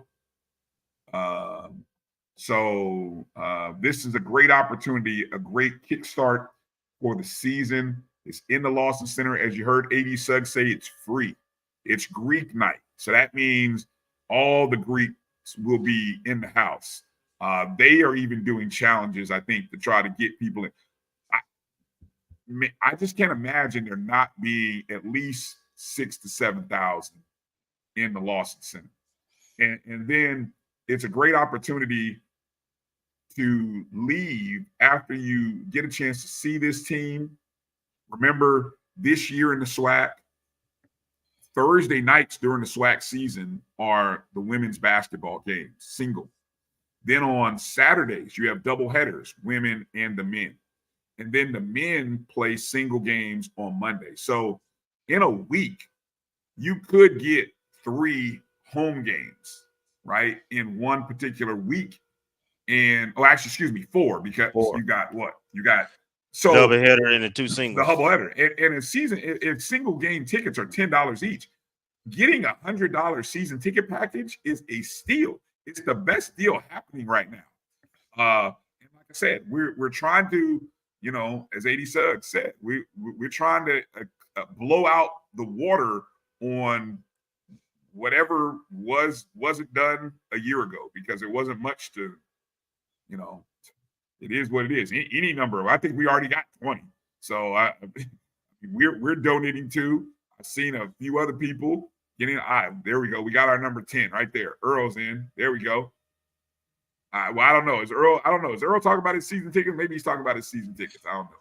But, yeah, I had 2 of that 20, and probably I know at least 8 to 10 of the 20 sit over where I sit. My buddy. So yeah, it's a great deal. So come join us. Great environment, great facilities. Yeah, and we're gonna be playing a good game, a good brand of basketball this year. You're gonna see a good brand of basketball this year. Coach Gordon in the second year, where she's got her girls, and she's recruited well. This team is gonna be exciting. So again, 6:30 Eastern. Against Howard University, and then we will get a chance to talk about that game on Wednesday, because the following that, they do have a couple of games against some in-state SEC, ACC schools, Florida State, but that's afterwards. As it relates to the men open their season traveling out to Dallas. They'll be in Fort Worth next week. So for you Dallas Rattlers, same day. Same day against TCU on Monday, November 4th. That's in Fort Worth, Texas. And then later on that week, they will be at SMU, Southern Methodist University in Dallas. So a great opportunity for the Dallas Rattlers to and there's a good base out there, a good base. I know the NIL, the FAMU basketball NIL was out there, so I know that the Dallas Rattlers will show up, and they just got license plates out there too. Everybody's like, you notice this, everybody's license plates looks better than the state of Florida. I don't know who we have to talk to change that, but that disgusts me. I didn't mean to trigger you. Yes, yeah, you know how I get about that topic. Everybody's Rattler tags in every state outside of the state of Florida looks better than the state of Florida. I can't understand it. It is maddening. Anyway. All right, Kelvin, let's kind of wrap up the show and kind of talk about this game tonight. Texas Southern sits one game out of first place after beating Grambling at home, almost kind of making up for the fact that they blew. If you really think about it, Texas Southern could be in first place in the West because they kind of blew that game against Southern. The game that they had Southern beat. No, they ain't counted. They blew it. Yeah. Yeah, they had Southern beat. They blew it, but they found a way to rebound and they beat Grambling last week at home. And now here comes Texas Southern. This is just the second time we played them. And I think what's interesting, Kelvin, this team gave us fits last year in just the sense that we were trailing at halftime to them.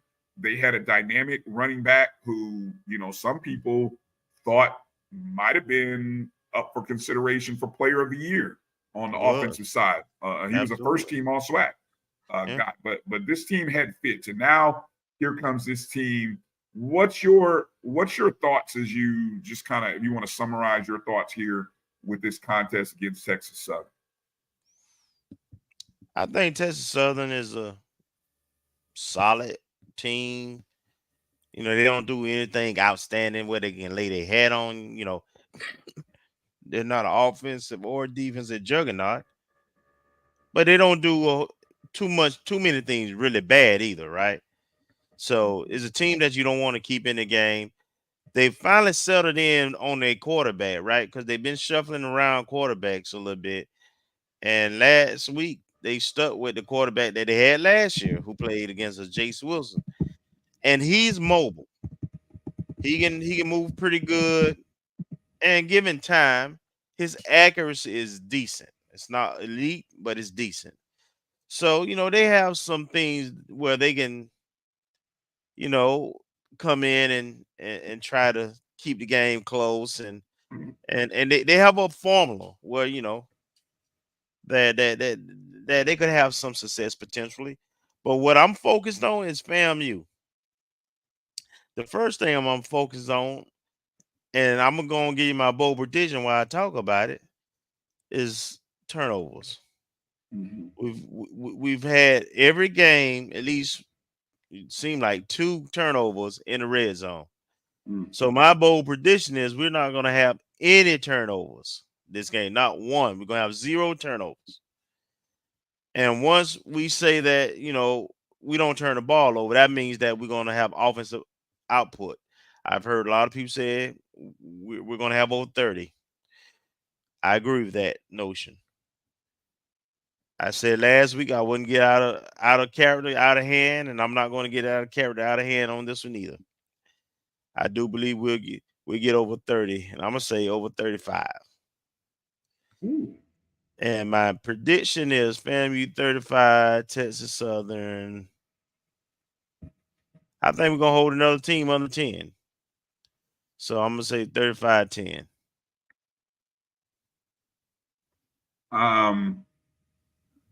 Texas Southern, just looking at some statistics here. they average right below us in terms of points per game, averaging 19 points a game. We've moved to just 20, but that's 8th and 9th in the conference. But also, interestingly enough, they sit right behind us in terms of points allowed. We allow the 5th most in the league. They allow the 6th most. In terms of, I'm just trying to look and see, hey, is there anything that they do well or better than us? You mentioned the passing. It'll be interesting. Now, what's interesting is last week we went up against the number 1 pass defense in the SWAC. Mm-hmm. How we do against them? You lit them up. This week we go against the number 2 pass defense in the SWAC. So I think that bodes well for us with a good game plan, play call. Even though my bold prediction is still 2 rushing touchdowns, I'm biting the bullet like so many of you all have been stressing upon me that we pass to set up the run. Now the question is, like Kelvin Dean said, we've been breaking off, and Marcus kind of showed these stats. We've been breaking off so many big plays for touchdowns, like we never get inside of the 10. And sadly, either we end up turning the ball over. Yeah. or we end up scoring from outside of the 25, 30-yard line. So maybe something like that changes in this game where we get inside of the 10 and can punch it in with the run. I'd love to see our offensive line really have a day. And so my bold prediction, I'd like to see us again. I'm going back to the 2 rushing touchdowns. I'm also going to add 150 yards of rushing as a team. I know by now I recognize the fact that we go multiple backs.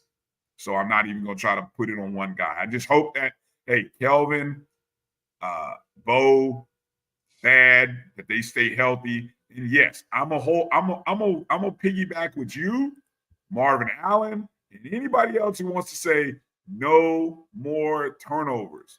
Please, let's hope that this is the clean. Have we had a clean game yet?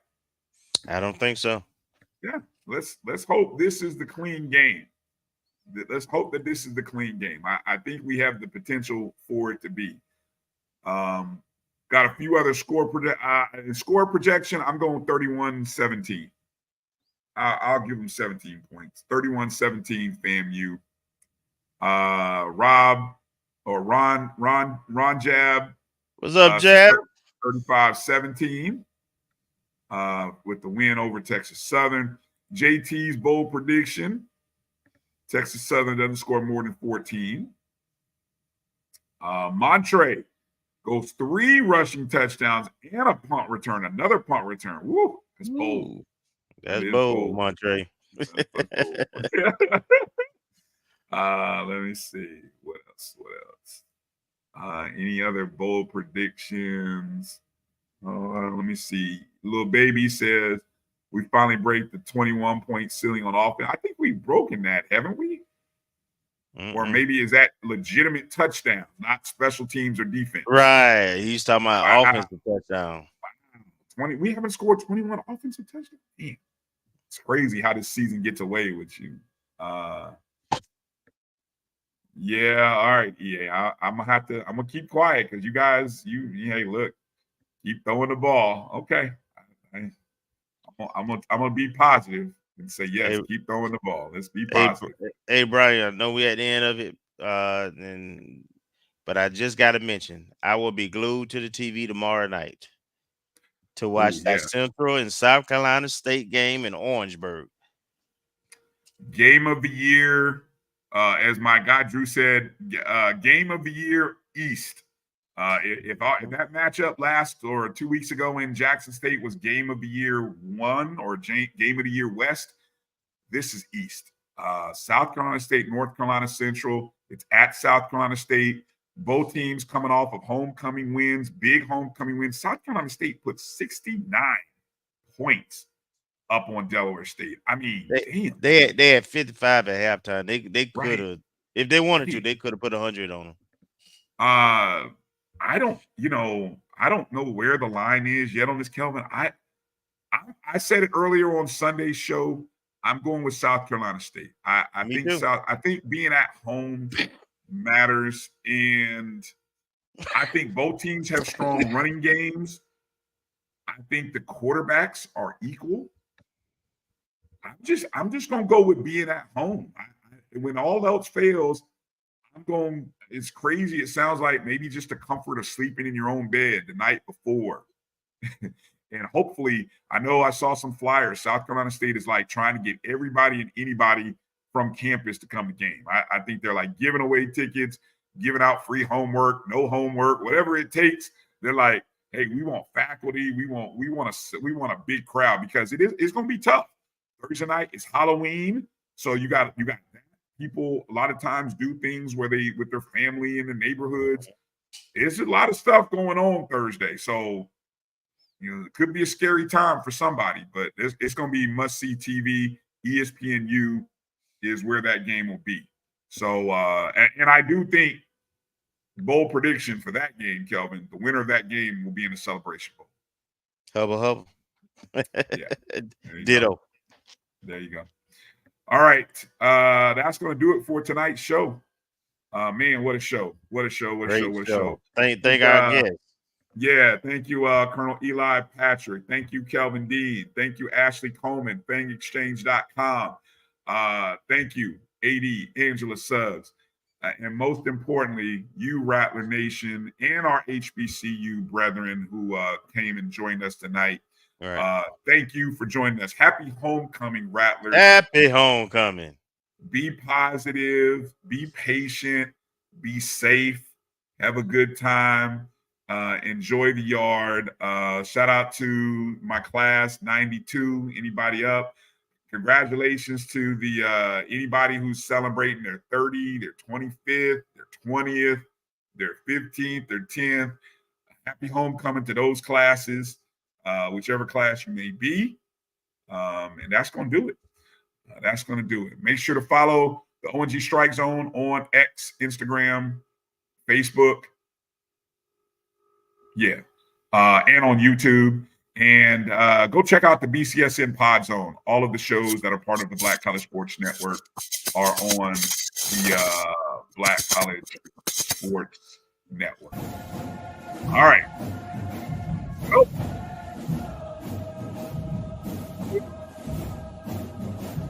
Archie 100 plays us off. Have a great week, everybody.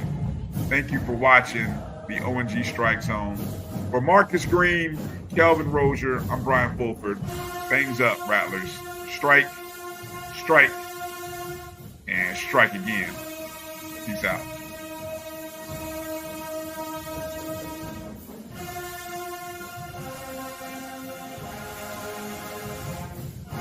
Let's go.